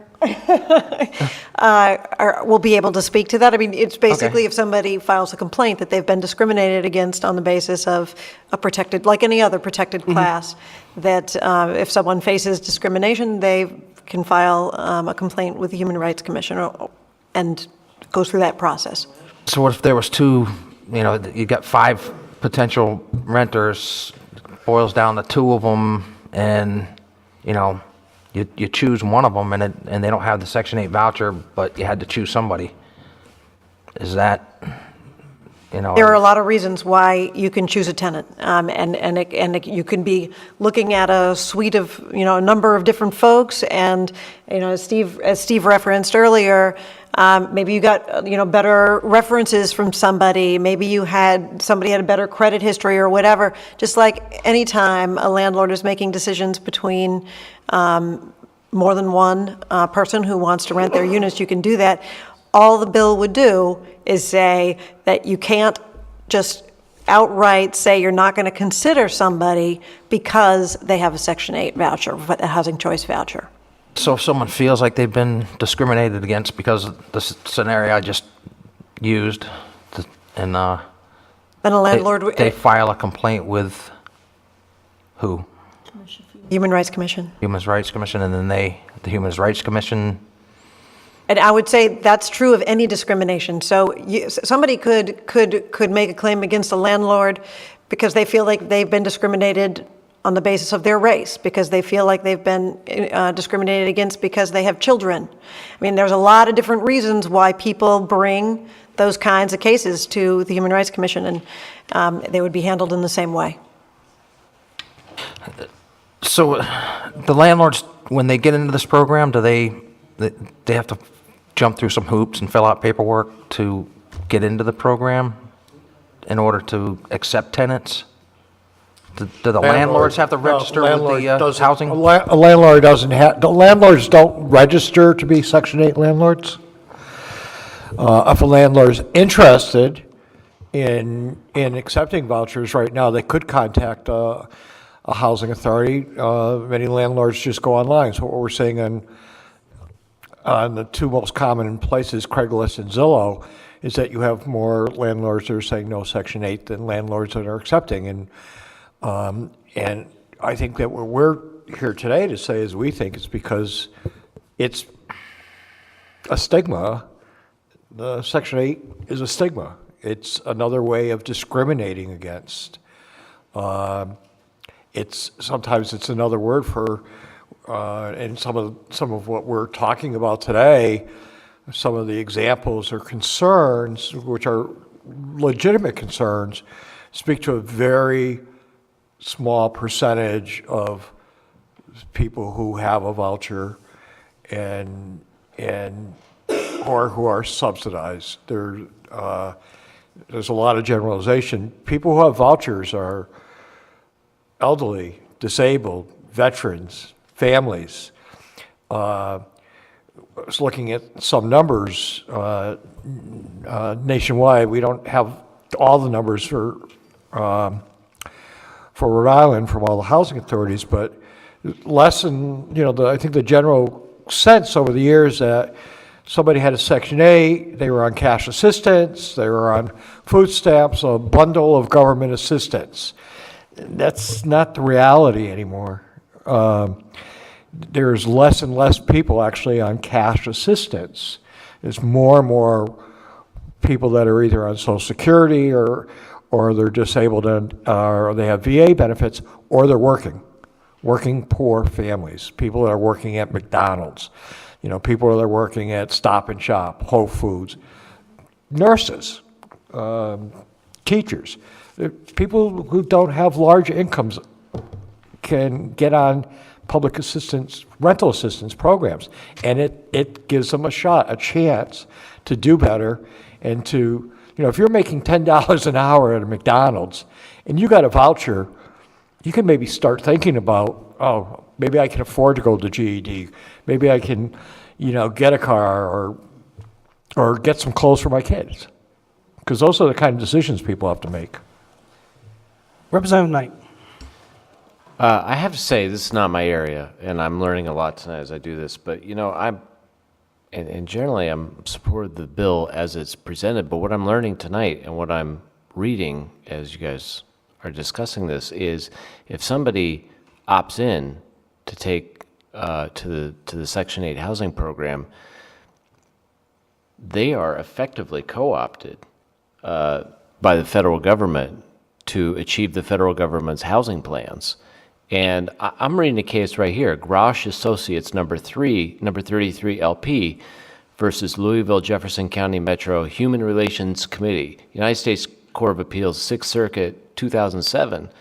And this is an agency or an apartment building that said, we're not doing Section 8 anymore. No more. And they got sued by 17 families, all of whom were black, and basically said, you have a disparate effect on us. And I don't know why this apartment block ownership group did what they did, but they had to go to court and go all the way up to the 6th Circuit. And I'm reading about a split between circuits over this issue and defend how they, basically fight for their right to run their business the way they seek to run it. So if we were to enact this bill, and again, somebody correct me because I'm just really learning a lot of this stuff for the first time. If we enact this bill, are we effectively declaring to every private landlord in the state of Rhode Island, you shall get in bed with the United States government and operate by their rules with Section 8 rental folks? Under potential criminal prosecution. And I got to tell you, I'm looking at your Pawtucket's rule book, and I may be, who knows, I may be a landlord. I may not want to follow your rules. Right? Because when you say maintain the apartment in the, in the way we wanted to see it maintained, you have an enforcement arm through the federal government, through all these agencies that are looking out for the little guy, and that landlord. I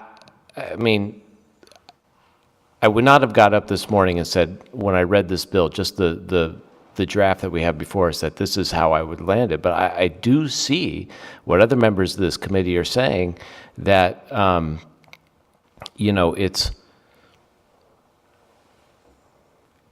it's not just, this bill does not just represent an attempt to get at what is real discrimination going on. There's another side to this bill. And I didn't know about it before I came in, but I know about it now. It is a hard question, for sure. Amy, do you want to? Yeah, please. Yeah, This is, by the way, for people that are new to the committee, this is very unusual. This is not, we have this level of questioning. And I feel like we haven't really allowed you to testify, although it's sort of worked in all three of you. I will just touch on a few points, Please. Because there's a lot of people that have waited a long Yes, time. And very I wanna patiently, and give them the opportunity thank you very to much. say a few things. The couple of things I would like to point out. One, there was a question about the changes that are made to the legislation from last year. And the primary changes were around making sure that, clarifying what the legal source of income is, lawful source of income is, and that people are allowed to ask about what their source of income is. That was at the request of the realtors. And then also removing the home ownership, the lending side was at the request of the bankers. And that was done. The primary driver behind the legislation was the challenge that we face around for renters in particular. And so we thought it was appropriate to accept that change, to move the legislation forward so that we could deal with the primary challenge for the renters. So let me hop in with a question. Okay. So on that topic, the bill last year, so imagine a scenario where a landlord owns a 5-unit building. They have a prospective tenant come to them that is acceptable to the landlord in every way. Their income level is there, you know, their credit's fine, the background check, everything. But their job is a third shift job, you know, where a midnight shift job, where it's reasonable for the landlord to think the person's going to be up and around at 2 o'clock in the morning or coming in very early in the morning. This is going to be disruptive to my other tenants. And you'd be a great tenant if you had a 9-to-5 job, but I just don't want someone coming in and disrupting the rest of my building. I'm afraid that I'm going to lose my other tenants if I rent to you. Last year, the way it was ran, I believe it would have been discrimination for the landlord to refuse to rent to such a tenant. And this has nothing to do with the voucher program. We're not talking about anyone with just someone who has a midnight shift job, and landlord saying, I just, as a landlord, I don't want that in my apartment. As it's currently written, could that landlord face a claim at the Human Rights Commission? I would ask the Human Rights Commission to speak to that, and I'm not an attorney, so I'm not probably qualified to answer that question. Okay. Can you answer this question? Is it Rhode Island Housing, which I think is the primary The Public Housing drafter of this? Association of Rhode Sure, Island. is it the intention of the Public Housing Association of Rhode Island, feel free to answer, any three of you, for that type of decision by a landlord to be illegal? No? No, okay. And I would be interested, if it's possible for your lawyers, to tell us what the rule is regarding getting in and getting out of the Section 8 program for a landlord. What do you mean, the rules for getting in or getting out? I'm sure it's easy to The get. rules, if we pass the bill, are you're in. That's what I mean. I'm sure you can get in, but like, can you get out? I mean, I really am concerned. Like, sort of owner-occupied exception here, but I really do see it. And someone correct me if I'm wrong, and have your attorneys call me. I see this bill as co-opting the entire private rental market in Rhode Island to be a part of this federal housing program. And I know the federal housing program is there for all the right reasons, and I know that housing is a huge issue in the state of Rhode Island, but I spend all day, every day, representing people and asserting their rights under the Constitution, and my job does not change when I come up here. I mean, I have some concerns, as laudable as the goal of the bill is. And certainly the purpose of the source of income legislation, which, as Steve mentioned, this is not Rhode Island getting out in front on the cutting edge of a new idea. This is legislation that has been in place for years in Massachusetts and Connecticut, 13 states. So it's not something that doesn't have a track record in terms of being used in practice on the ground.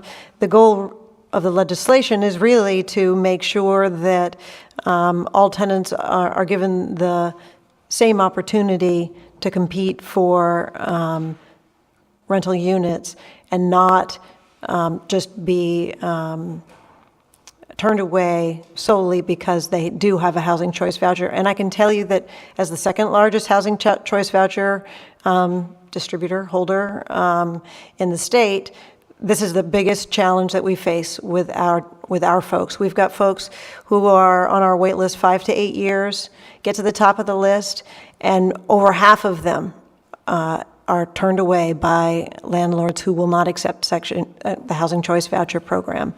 And that's Well, it's what a do huge you problem. mean? You mean half of them turn their vouchers in, or half of them No, have over- one experience where? Over half of them have been turned down by at least one landlord, Yeah. but we also have, and I'm happy to get you I don't have those numbers on me, but I am happy to give you the information. We absolutely do have folks who can't find a place that will accept a voucher. But Is that if possible you're- because, is it possible that such a person can't find any place, not because they have a voucher? Because we know I know there are landlords that don't take vouchers, but there are also landlords that do take vouchers.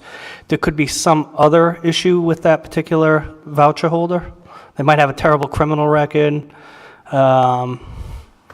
I can't speak to every individual Right, voucher of holder course not, that of goes course out not. there. I would say the problem that our folks find for voucher holders and obviously as with the other PHAs, we're working very closely with each individual in the voucher program to try and make sure that they're successful in renting up. I would say that the two biggest challenges are either they can't find anyone who will rent to them, or they can't find someone who will rent to them in a place that is accessible to them, that they may not have a car, they may not have so low-income folks already have a lot of constraints that make it challenging for them in the housing market.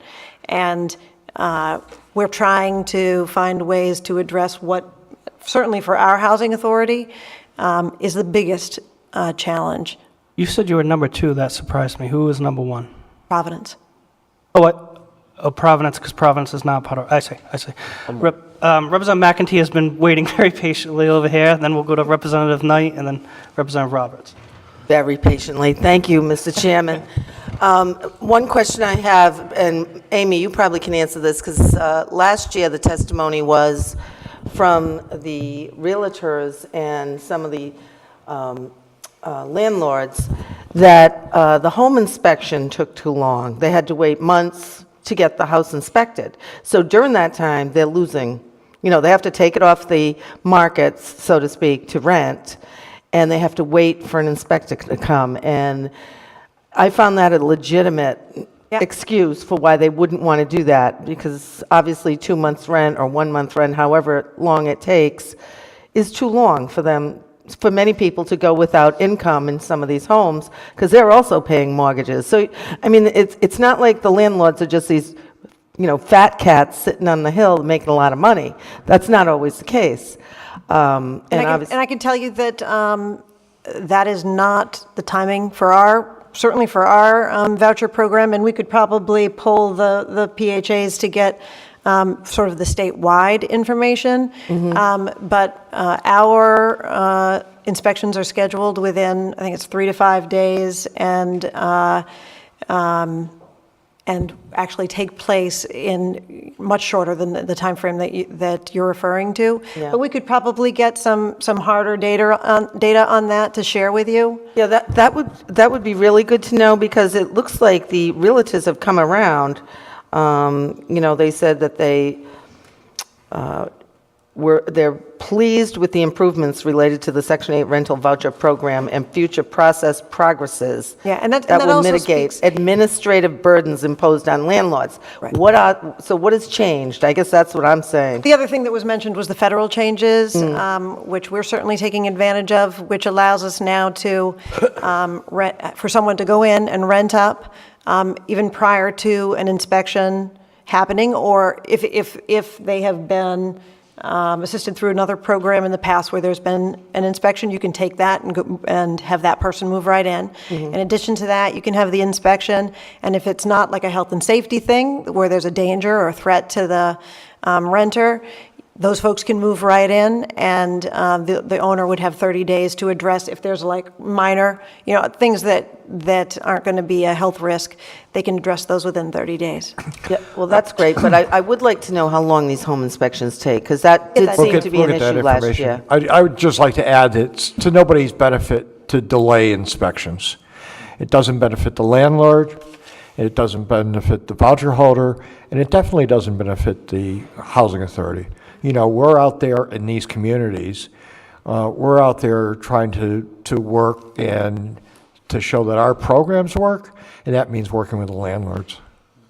But if you pass this bill, you don't have to do that, right? Because it just Still have to take work. it. You still have to work with the landlords. You still have to make sure that you have that relationship. You still have to make sure if there's a problem that you have to keep that line of communication, and you still have to work with the voucher holder. But if we That pass this doesn't- bill, you can just say, sorry, state law, you have to deal with us. Representative Knight. I don't think that's a good way to do. This is public policy that we're talking about, and I think if we're here Yes. today, if we're here Public policy today we're talking about. trying to get support for this bill, we have a job this year to maintain our stature in the community. I think it's an important day that housing authorities are supporting this bill. We weren't here last year. Well, imagine a Rhode Island, if a Rhode Island citizen, Representative Knight.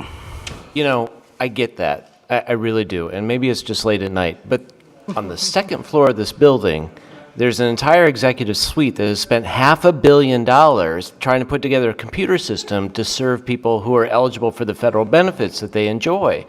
Sometimes the government just doesn't work the way it's supposed to. And I think that's what you're hearing from the committee, despite the best efforts that you might engage in appropriately. So 20 years from now, 30 years from now, we're dealing with somebody at the whatever housing authority who says, yeah, you know what, I don't have to do that job because it's close enough for government work. And that is a real concern. Like I said, I had no idea of the tentacles involved in this program that goes into a landlord prior to walking in the door today. I do have one question. Does the other states that have had this law on the books regarding lawful source of income and haven't had any problems, do they have an owner-occupied exception the way this proposed bill does? Is that Massachusetts does. Massachusetts does. okay? Are there other states that, I'm sorry, that's two questions. Are there other states that don't have the owner-occupied exception and are doing okay? We have to check into that. I'm guessing some, from the gestures we're getting in the back of the room, I think some of our There you go. future witnesses, and yes, amazingly, there are future witnesses to this bill, might have some information on that. But, you know, this is to anybody in the room, if people could get the committee information about, you know, I've seen in the letters I read what other states have it, but when, you know, when were they enacted? Yep. And I will ask legal counsel for the committee to pull those other states' bills and compare and contrast them for us, for the committee. Representative Roberts. Thank you.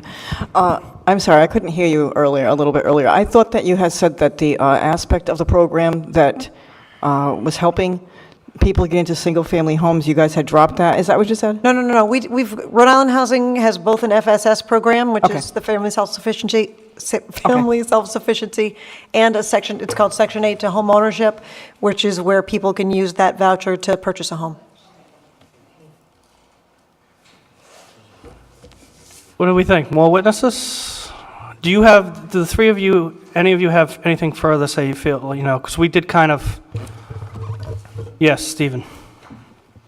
Just thank you for the opportunity to be up here to Thank explain you. our program. Thank you for, Thank you for the Thank you for questions. coming. Thank you very much. And I'll say for the record, I want to find a way to get to yes on this. and I'll say for the record, I think housing voucher program is great, and I think it does a lot of good. I just have some concerns from the landlord's perspective and the relationship of government and private property and what we should be forcing people to do. Thank you. Thank you all very much. I'm not sure who's still here, but do we want to just start over here with Travis and do three at a time? And you guys want to decide among yourselves who comes up?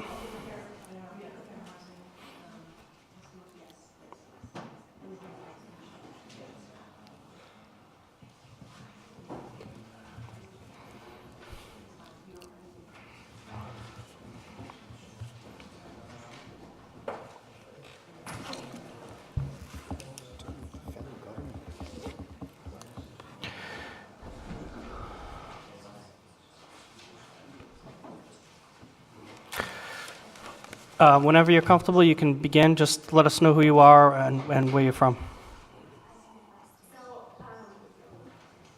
My name's Christina DaFonseca. I am an attorney and the executive director of South Coast Fair Housing. We are a nonprofit fair housing organization.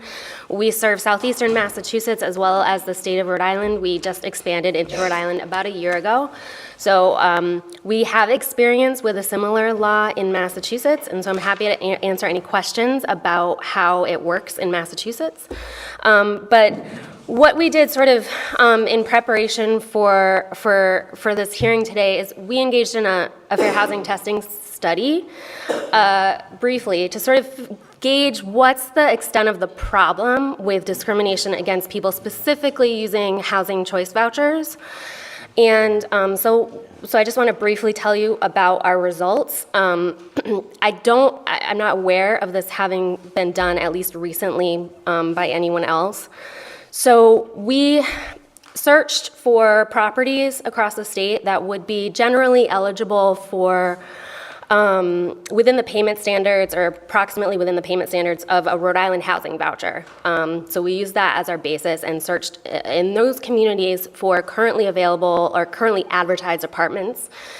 We identified about 100 of those on the market, sort of advertised at various online websites, and we had our testers call them and see, if the units were still available, and then if they were, our testers would ask if they were willing to accept Section 8 vouchers. So quickly, so we started with 103 advertisements. We did not receive a response. We didn't make any contact in about 19 of them. So those are sort of out as available. Correct, or we just left messages, they didn't call back, yep. 15 of them, the apartment was no longer available, so again, right, that's a not available apartment. And so that left us with 69 where the unit was still available. And of those, 53 of the owners or real estate agents flat out said no, they would not accept a housing voucher. So 53 out of 69 would just not accept a housing voucher, flat out. 7 of them said that they were unsure or had to check on it. So for example, in a lot of these cases, it was a real estate agent who hadn't yet asked the owner what their policy was. So 7 of those were unsure, and I don't believe we got a call back on any of those. So that's an effective denial, right? And then we were left with 9 that were affirmatively said, yes, we will take a housing voucher. So let me remind you, we started looking at 103 advertisements. Out of those 103, we finally made our way down to 9 open and available apartments for people with housing vouchers. And so, if you sort of imagined yourself engaging in a housing search process, right, would you actually, would the average person make 100 or attempt to contact about 100 apartments? And then once you're in, right, then you still have to pass, once you get to those 9, you still have to pass all the other requirements. So that's the extent of what's happening today on the market. What did you use for a sample? Where did the 103 come from? Is that like Craigslist or? So we used Craigslist, we went to apartments.com, Zillow, and a couple other online websites, yeah. Okay. So that's sort of what I wanted to get across to you, but if you have any questions, I'm happy to answer them. Yes, it's Christina? Yes. Representative Filippi. Thank you, Chairman. Hi, Christina. Do you list on your website, your organization's websites, all the facilities that accept vouchers? So the people who you were talking about who maybe wouldn't call 100 apartments could just go to your website and say these are the ones that do? So we don't actually provide housing. Our mission, I'm sorry, I should have mentioned that.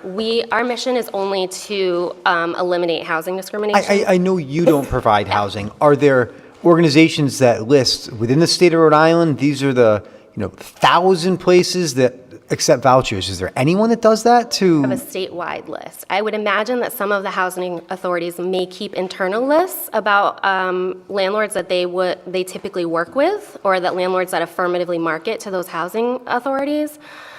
But I mean, I think what you're suggesting, right, is that the folks with housing vouchers should just work off of those lists, right? But that effectively narrows the ability of the person with a housing voucher to really engage in a housing choice, right? It limits them to only those landlords that affirmatively go out and engage and list themselves on these lists.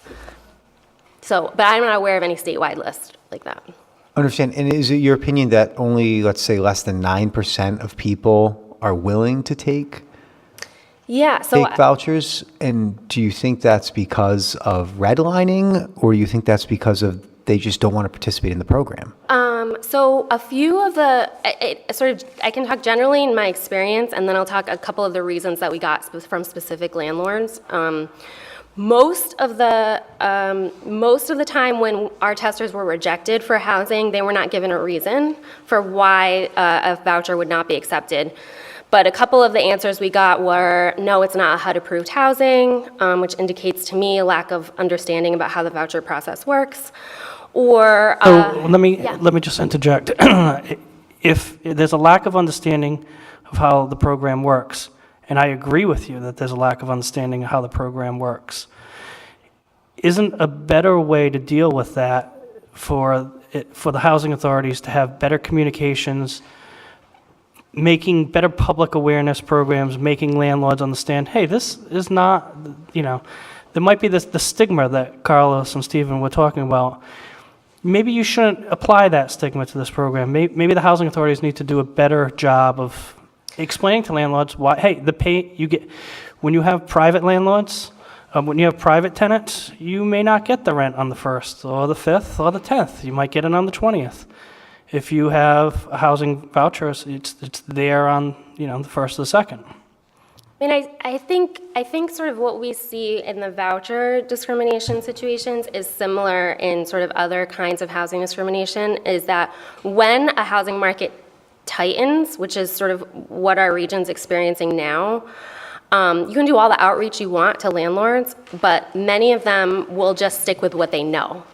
And if that's, a white, straight couple with 2 children and no housing voucher, that's what they're going to stick with. And so in a market like this, it's extremely difficult to sort of go just on the let's do more outreach and education, right? It just doesn't work that way. Yeah, well, but with or without this law, someone that's only renting to white people is violating the law. Yeah, absolutely. Yeah. Absolutely, but it still happens. Oh, I'm sure it does, and I hope you do a good job of getting to the bottom of that, but this law doesn't address that. Oh, absolutely, correct. Yep. Representative Coughlin, Thank you, Mr. Chairman. Just one question. you pushed your button down. There you go. Been up the whole time? Get in trouble that way. Do you happen to know the site for the Mass statute that's comparable to the one? It's Mass General Laws, Chapter 151B, Section 4, and I believe it's subsection 7? 10. You're getting close. 151 what again? 151B, Section 4, subsection 10. Thank you. And because you asked, there is no exemption for owner-occupied properties in Massachusetts. There's no exemption whatsoever for that, only that protected class. So in Massachusetts, you could have a duplex, be renting out the other side, and be forced to have an inspection of your house by a federal inspector in Massachusetts? I mean, if the most qualified applicant was the person with the voucher, then yes. Okay. Yeah. I don't like that. Or where we see it come up often too is when a current tenant suddenly makes it to the top of the voucher list. And in that case, right, like a housing provider wouldn't. They're already a tenant, now they've got a Now they have the voucher. voucher. And I have a case right now in Massachusetts with a 98-year-old woman who just made it to the top of the list, and her landlord didn't want to accept the voucher and wanted her to move, right? It has more question? an effect on real people, yeah. Mr. Chairman, just one more Well, question. maybe the landlord, Representative Coughlin. Go ahead. I just wanted to get one more question in. Sure, At some Representative point. Coughlin. Yes. No, good. Now is a good point. Thank you, And then we'll Mr. go to Chair. Representative Knight. Under the Massachusetts state law, this that I'm going to be looking up in the next 24 hours, I guess, Does that statute compel a Massachusettsian to sign off on a HUD agreement? So the way that it's written and the way it's been interpreted is that a housing provider cannot discriminate against someone because they're using a housing voucher or receiving public assistance, and they also cannot refuse to rent to someone because of the terms of the rental assistance program. And so the way that it's interpreted is of sort of, if a landlord were to say to my office, oh, we like the housing voucher program, but we don't want to sign the paperwork, right? That's an effective denial of the housing opportunity to the person with a voucher, and it would violate Massachusetts law as it's interpreted today. And has the Mass Supreme Court has looked into this statute? Really? Okay. I won't tie it up any more then. Thank you. Could you provide the committee with any written decisions from Massachusetts, any written decisions from any Massachusetts? When was the statute enacted in Massachusetts? Approximately. I would say at least 20 years ago. Oh, okay. It's been a long time. Okay. Representative Knight? So I got to imagine that somebody sued somebody when that was enacted, and the Supreme Judicial Court said, no, this is what you got. Essentially, if you're engaged in the practice of the landlord business here in the state of Massachusetts, then you know, a required customer that you have to deal with is the federal government. I'm sure there's a case out there, or maybe you can tell us, is there a case, and if there was, what was the essential reasoning behind why that's appropriate? Do you want to answer this? Do you have it with you? Yeah. I mean, I don't need chapter and verse, just like, what's the thought, what's the reasoning behind that? Because it's really, as you can tell, it's like ringing all my bells. Yeah, so the court basically, and I haven't read the case in a while, but they basically decided that the legislature made a public policy decision, right? And so when they enacted the law, they felt like the problem of discrimination against folks receiving public assistance and housing vouchers were so pervasive and counter to the goals of the state that it outweighed any sort of individual business interest in not accepting the voucher. And so, so using sort of some business decision to not sign the lease or, put your tax ID number on paperwork, right? That's not a permissible reason to refuse a voucher in Massachusetts. And basically they said, we don't care if you don't want to deal with the federal inspectors or all the problems that come along with dealing with that particular customer, the federal government. You have to do it as a public policy. If the most qualified applicant is the person with the voucher. Right. Well, that's one way to do it, for sure. Mr. Chairman, the problem's the federal government. It is. I mean, you really want to fix this, reform HUD, reform the federal government, block grant the money to the states and let the states deal with it. Stop forcing American citizens and Rhode Islanders to contract with the federal government. The program's busted. It makes you... Well, I mean... Well, the contract isn't with the federal government. It's with the individual local housing authorities. But it's subject to federal regulations. Yeah, like most activities that we all engage in, right? Well, no. When I contract with, the guy who watches my dog, right? That's between two parties, and I know what the rules are. And this is what makes me itch. I mean, he also can't put you in jail. He can't put you in jail, but when you, I think there's a legitimate concern that when you get in bed with any governmental agency, that you're going to have to deal with someone who maybe is not the absolute best at the job, right? So there's a certain frustration factor with that. Two, you're going to have to deal with a rule set that you may or may not be able to find and read for yourself, because certainly in Rhode Island, we have a problem with our, the transparency of our regulatory world. And three, you may be signing away certain very specific rights. And I'm just going back to this case I read of a company that just unilaterally wanted to get out of the Section 8 business. Said we're just not doing it. And they got sued. Now they got upheld, on summary judgment, but this problem that I'm dealing with in my head right now is such an issue that as recently as 10 years ago, circuits were split about. Well, I haven't read the case you're talking about, but it sounds to me like that was a case brought on the basis of racial discrimination, not discrimination on the basis of a Section 8 voucher. It was a disparate impact for withdrawing from the Section 8 program. But disparate impact. Which they wouldn't be able to do if we pass, they wouldn't even, there would be no case. They would be forced to do it if we pass this bill. So That that- case is not a Massachusetts case from within the purview of the statute because they would have been forced to do it. Go ahead. I mean, yes, so it was disparate impact on the basis of race, right? So, if someone, if an agency were, if some other policy, right, that didn't have to do with the Section 8 voucher program, that could also instigate a similar case, right? It's not the fact that they were engaging in the Section 8 program that necessarily brought that case about, because it could have been brought about. Had they not engaged in the Section 8 program, had they never taken a voucher, then they wouldn't be dragged into court, right? So you got an apartment building, you got 20 units, you say, I'm going to take Section 8, and then all of a sudden you say, I'm not going to take Section 8.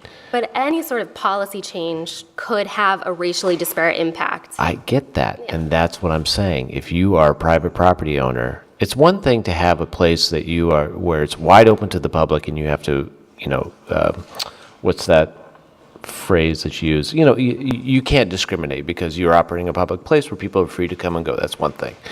But, this is a different kind of business with a different kind of ownership interest. I mean, I know we're like turning into a property class, but it's just something I wasn't exposed to before. So now I'm seeing how we do it.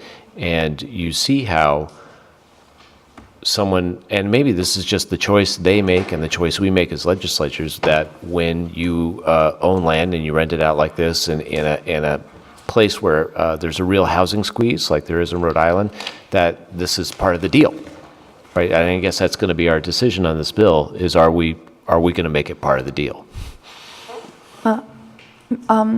Chairman, if I may, my name is Please. Marissa Jantin, and I'm legal counsel at the Rhode Island Commission for Human Rights. So I'd like to just point out first, Representative Knight. Well, can I ask you a question before you course get you can. started? Is it appropriate for the commission to be testifying on a bill that would give the commission additional oversight? We enforce this bill where the state's You enforce the bill if the legislature passes it. No, we enforce the Rhode Island Fair Housing Practices Act Right. as it stands right now. Yes, absolutely. But this is a hearing on whether the authority, the scope should be expanded. And is it appropriate, and the answer may be yes, is it appropriate for the commission to be telling the legislature to give the commission additional authority? Well, I can see, I guess, what you would say, except that I'm here to testify that I believe that those who receive lawful sources of income are within the protected classes that are already part of the Fair Housing Act. So Okay. I think we absolutely should be here.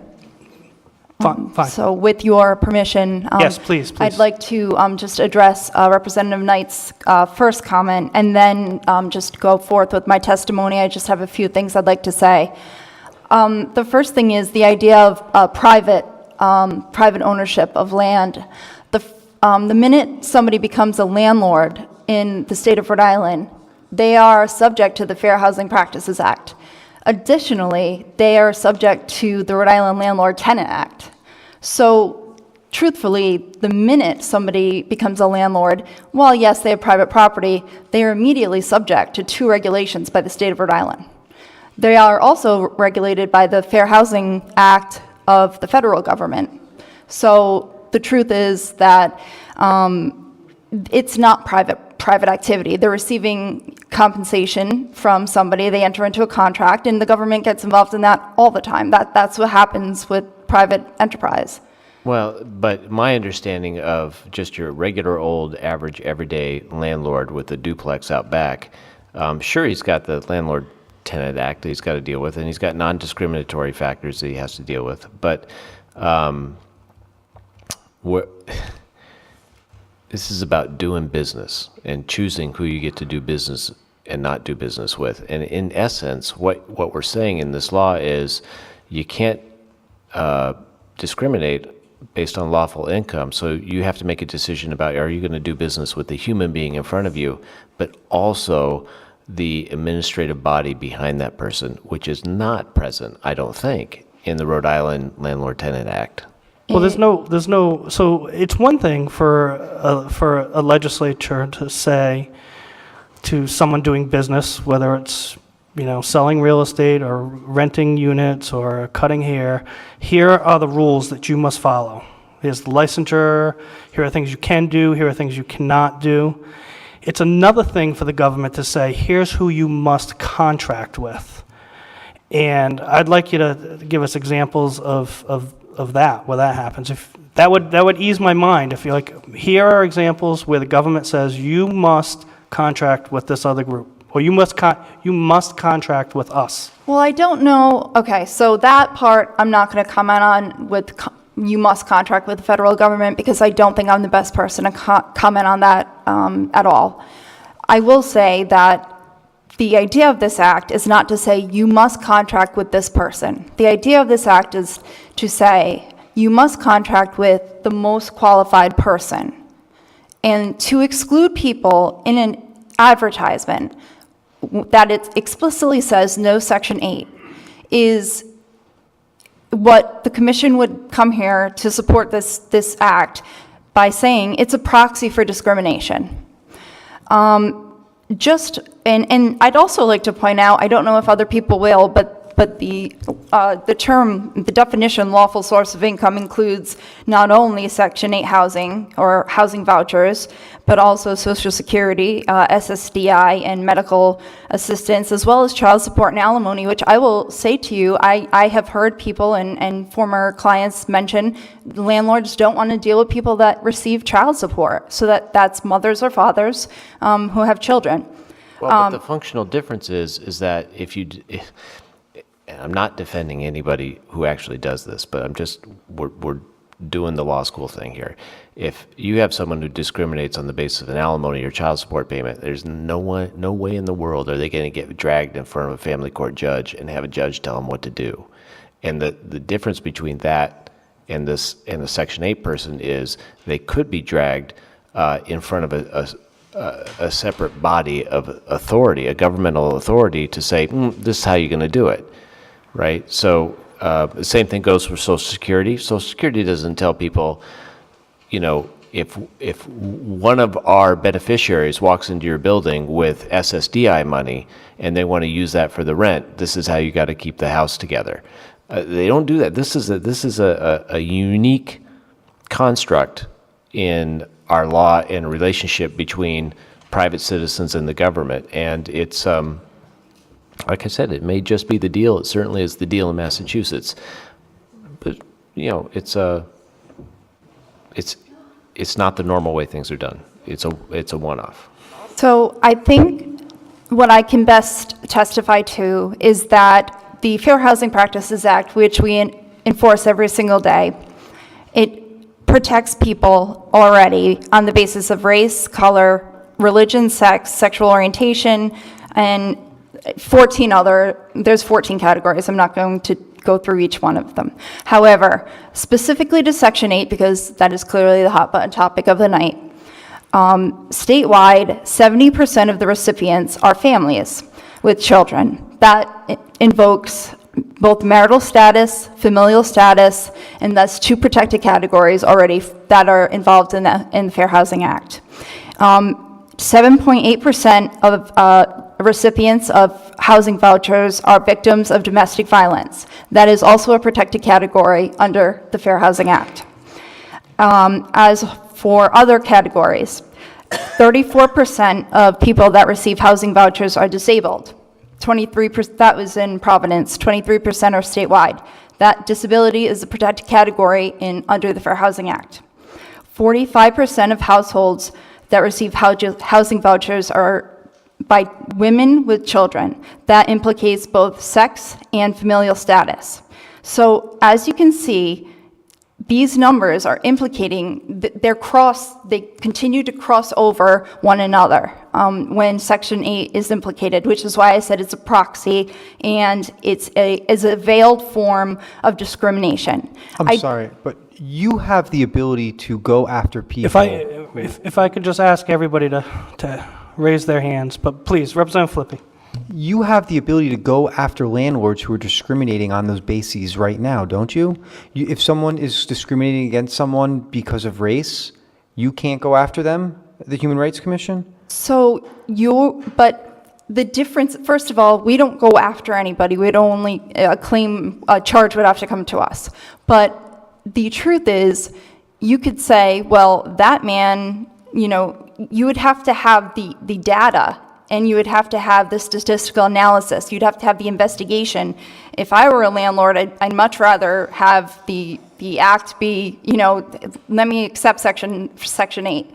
However, at this point in time, the truth is they're doing it proactively. And I guess that's the difference. Everything you're arguing is disparate impact. You're not arguing that there is a specific intent to discriminate based on race, I believe gender, orientation, disability.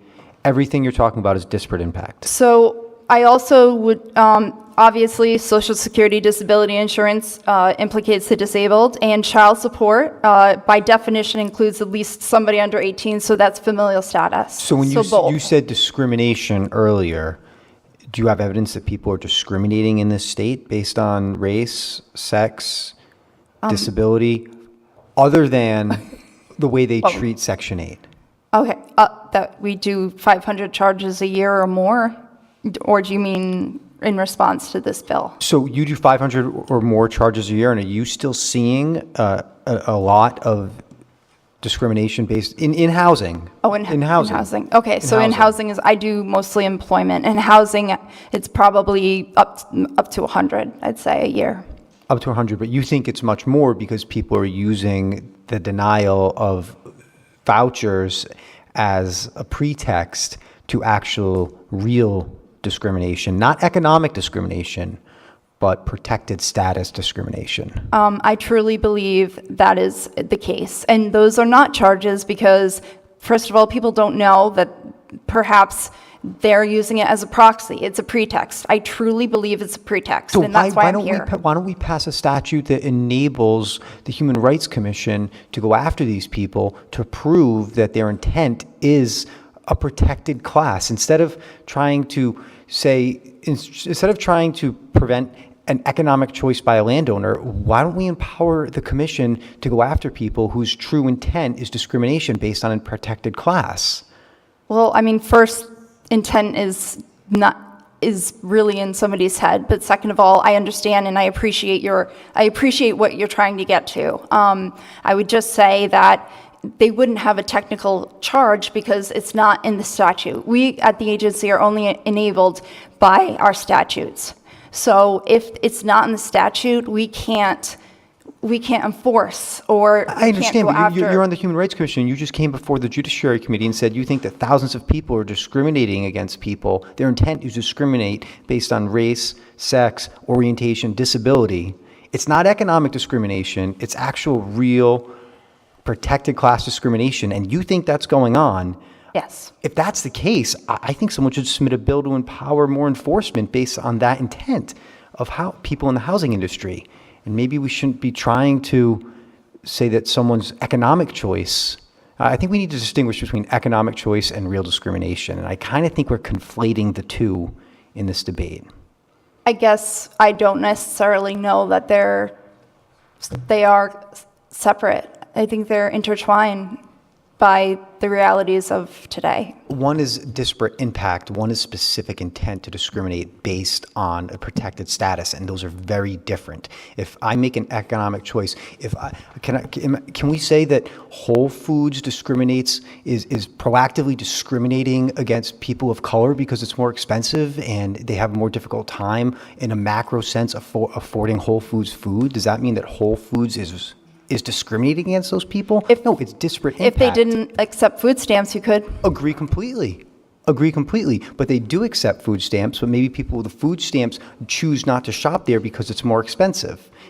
I fully agree with you, but basically the argument I would say is it's just saying, and the thing is, if somebody brought a charge and said this person did not accept Section 8, or they said, I called, I went in, I signed it, I didn't get it's not a charge. Representative Price, you had asked that earlier. Is that automatically, a charge, probable cause? No, we look at who's the person that they rented it to. Did they have a better background check? Did they have a less of a criminal record? Did they have, better prospects, or their job was more stable? That's what the investigation would look like. That's how it would be. I understand the other concerns, and I think that's out of my realm of testimony, so I don't want to, talk about those. But in terms of how the commission would look at it, that's how it's the best qualified person. And that's pretty much how an investigation would go forward. Representative Price. How would the investigation proceed? They would go get information from the landlord?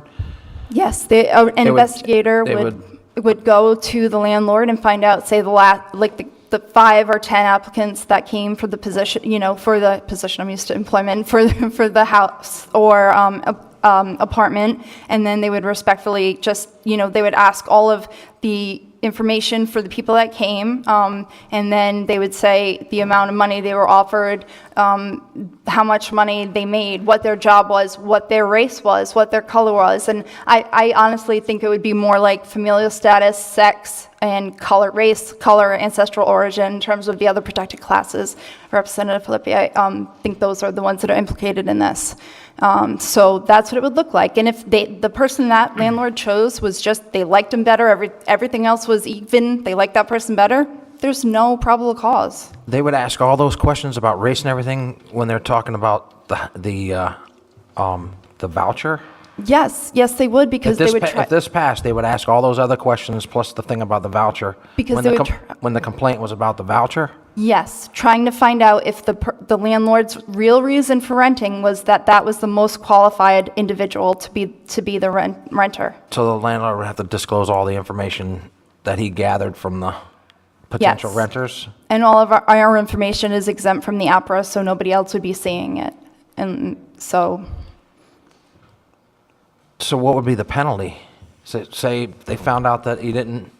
the same penalties that the commission has available unless they pulled it to Superior Court. It reverts back to the FEPA, to the Fair Employment Practices Act, and all of everything that we have available in terms of, it wouldn't be back pay, but it would be the next, it's a good question, because it wouldn't be the next available position. If it was a large apartment complex, it would be the next available apartment. It would be something like that. If it was a small, small renter that they only had 2 or 3 houses, I can't honestly immediately tell you the answer to what that remedy would be. Could it be penalties or other penalties involved? Fines? Fines, we do not currently have punitive damages, so there would be no punitive damages. And this is under our act, so we'd be enforcing it. So the landlord would be taken to court after these findings? No, there's the option of having the judicial tribunal at the commission, or sometimes respondents or complainants choose to go to Superior Court. There's 2 options. Thanks. You're welcome. Travis?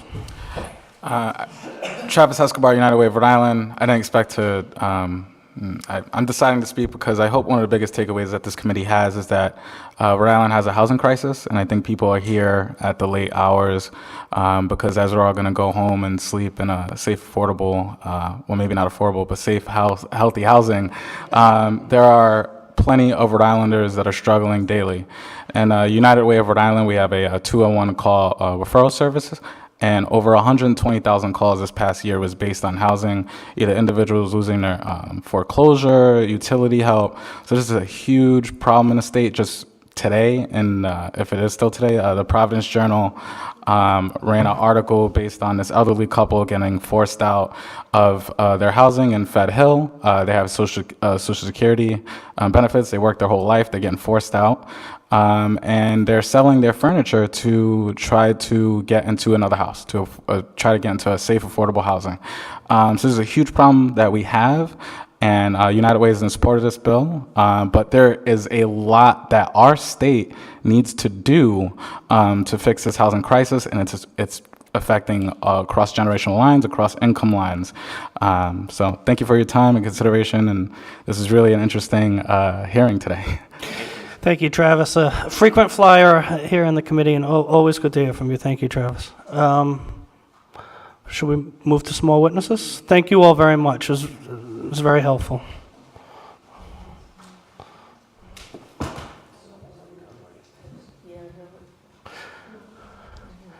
Anyone else?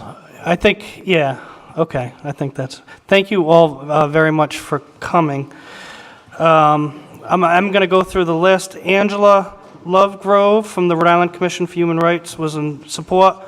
Marissa Janton from the Rhode Island Commission for Human Rights was in support. David Salvatore from the Rhode Island Association of Realtors was submitted written testimony in support. Linda Katz from the Economic Progress Institute in support. Stephanie Gessler from Rhode Island Kids Count submitted a written testimony in support. Victoria Strang from the Rhode Island Interfaith Coalition was in support and also submitted written testimony. Elizabeth Husted, a private landlord, submitted written testimony in support. Melanie Lodge, Housing Network, submitted written testimony in support. Virginia Schindler from Brown Progressive Action Committee was in support. What's our friend from DARE? Malchus Mills. Malchus Mills from DARE was in support. Randall Rose was in support. Randall didn't stick around. Gabe Zimmerman from Housing Opportunities for People Everywhere was in support. Julia Kirschenbaum from the Brown Progressive Action Committee was in support. Angie Lengrove from the Rhode Island Commission for Human Rights. I think that's a Lovegrove. I think that's a duplicate. Anita Jackson and Terrence Silver were both in support. And Paula McFarlane from Rhode Island Community Action also submitted written testimony. Progressive Latino Group submitted written testimony in support. United Way was in support. Rhode Island Realtors was in support. Economic Progress Institute in support. Kids Count was in support. The Interfaith Coalition was in support. DARE, which is Direct Action for Rights and Equity, was in support. Housing Network was in support. Rhode Island Housing was in support. Pawtucket Housing Authority submitted written testimony, as did Carlos Lopez, the Executive Director of Westerly Housing Authority. Stephen submitted a letter from himself in addition to Pawtucket. Well, that might have been the Pawtucket letter in support. Jacqueline Torres and John Lundy. Can't make this one out. These are from landlords. John Gullison. They were all in support. Kent Center for Human and Organizational Development was in support. That's a landlord. Parkview Terrace, Kent County Housing Services, Abbott Properties. These are all landlords in support. And we have a letter from the Commission for Human Rights in support, and the Rhode Island Association of Community Action Agencies also in support. I learned a lot tonight. I thank you all very much. I think of the bill a little differently. You raised some issues for me to think about. Thank you all very much.